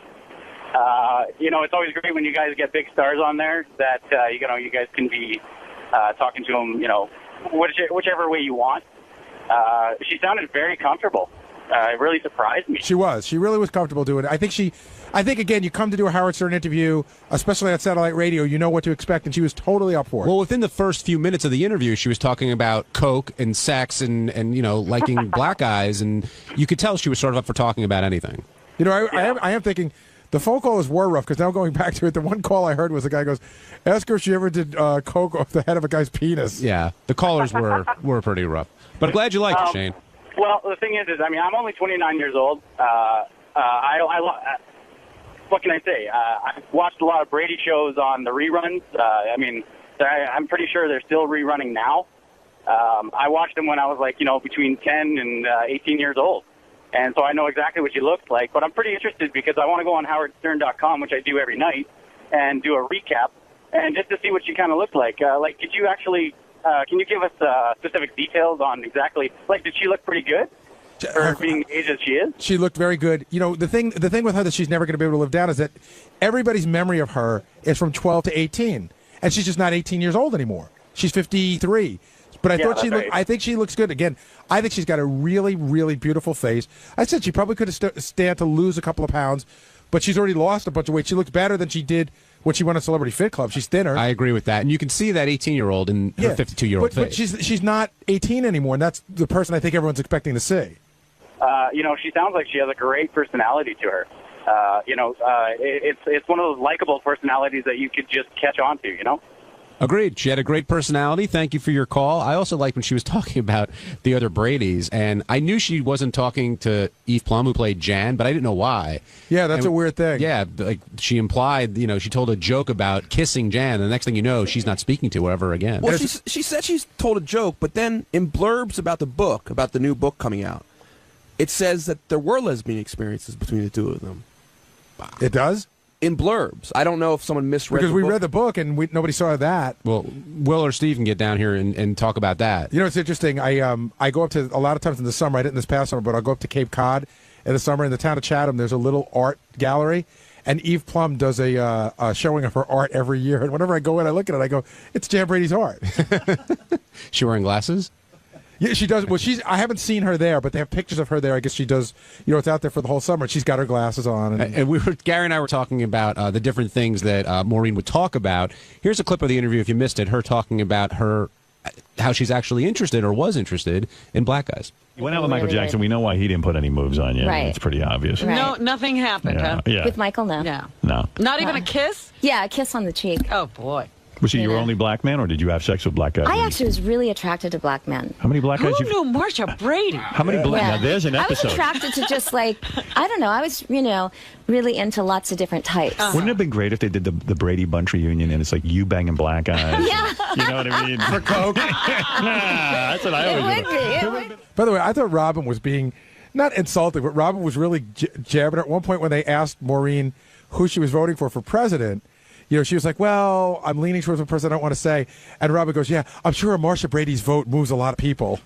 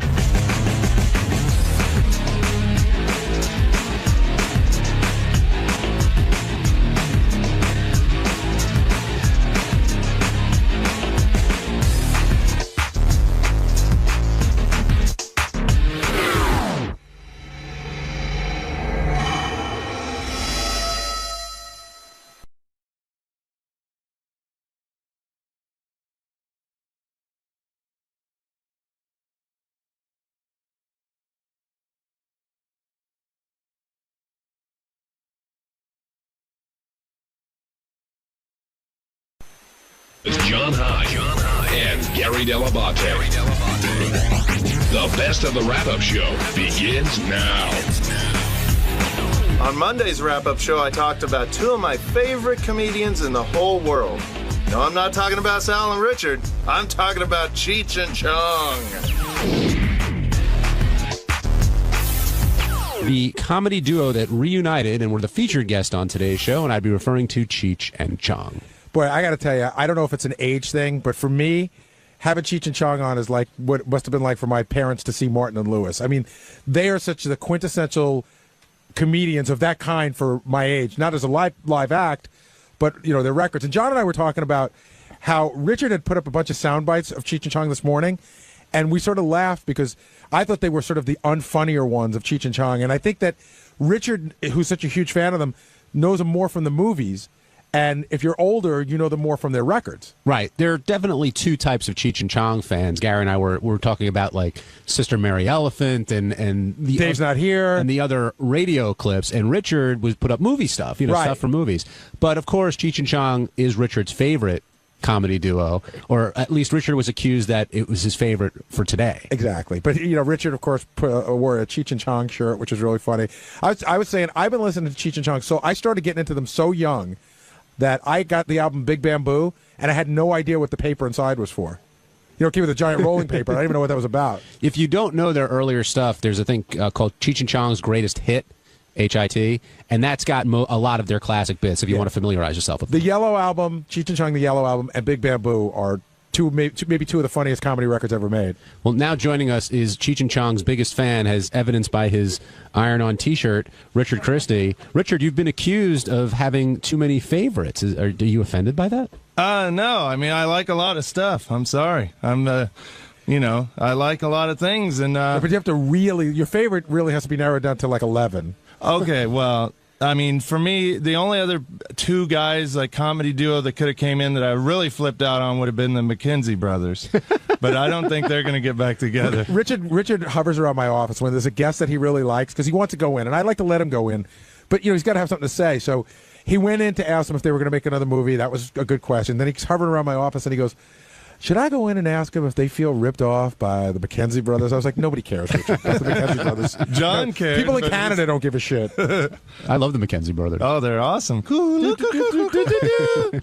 By the way, I do love the Cheech and Chong albums, too. I have all the albums. I have Big Bamboo with the rolling paper still in it, the huge rolling paper. Do you think everything's cool between those two? There seems to be some kind of tension there. I think that they sort of have it together more now.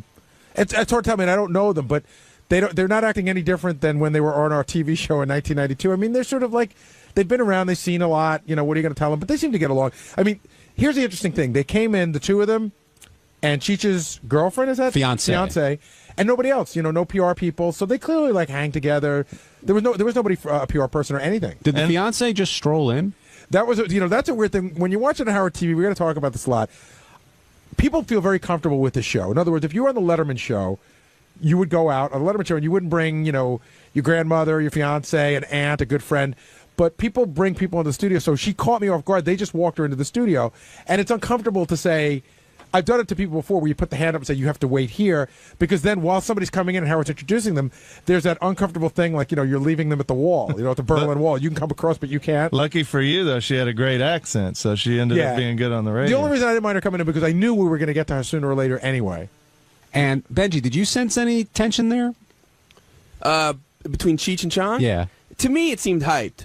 I didn't feel, but Gary says he feels it like... No, I didn't say I felt any tension. Oh, I thought you did. No, I'm saying that there are two guys that have just been together a long time. That's what I think. I think it's just like people here. They work together, and I think they're buddies, and they're work buddies. All right, if you missed it, here's a little bit of Cheech and Chong talking to Howard. You're telling me Tommy said to you, I'm not getting back together the Cheech and Chong thing unless my wife can open for us. Well, not in so many words, but yeah. But he Tommy, has to why? travel Tommy, with his wife. you were anxious to get back together with Cheech all these years. You would have blown it just for your wife like that? Oh, yeah. Why? Is that fair to Cheech, though? I don't care. Her into it. I don't care about Cheech.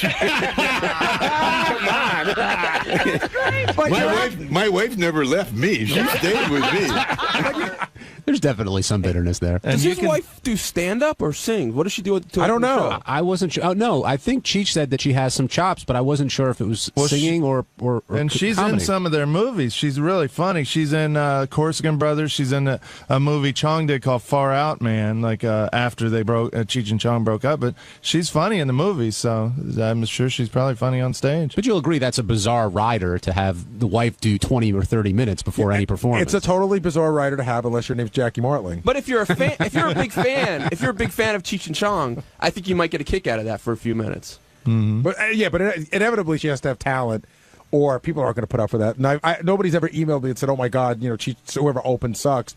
So she must be good at whatever it is she does. By the way, did you guys notice too? Like Chong was breathing really heavy. Yeah, I was thinking that the pot smoking must be catching up. Well, first of all, I was shocked to find out that I knew they were older.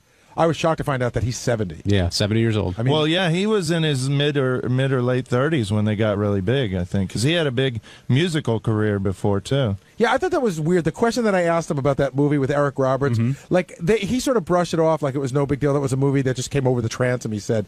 But everybody who's a fan, like Richard, I bounced it off of Richard first.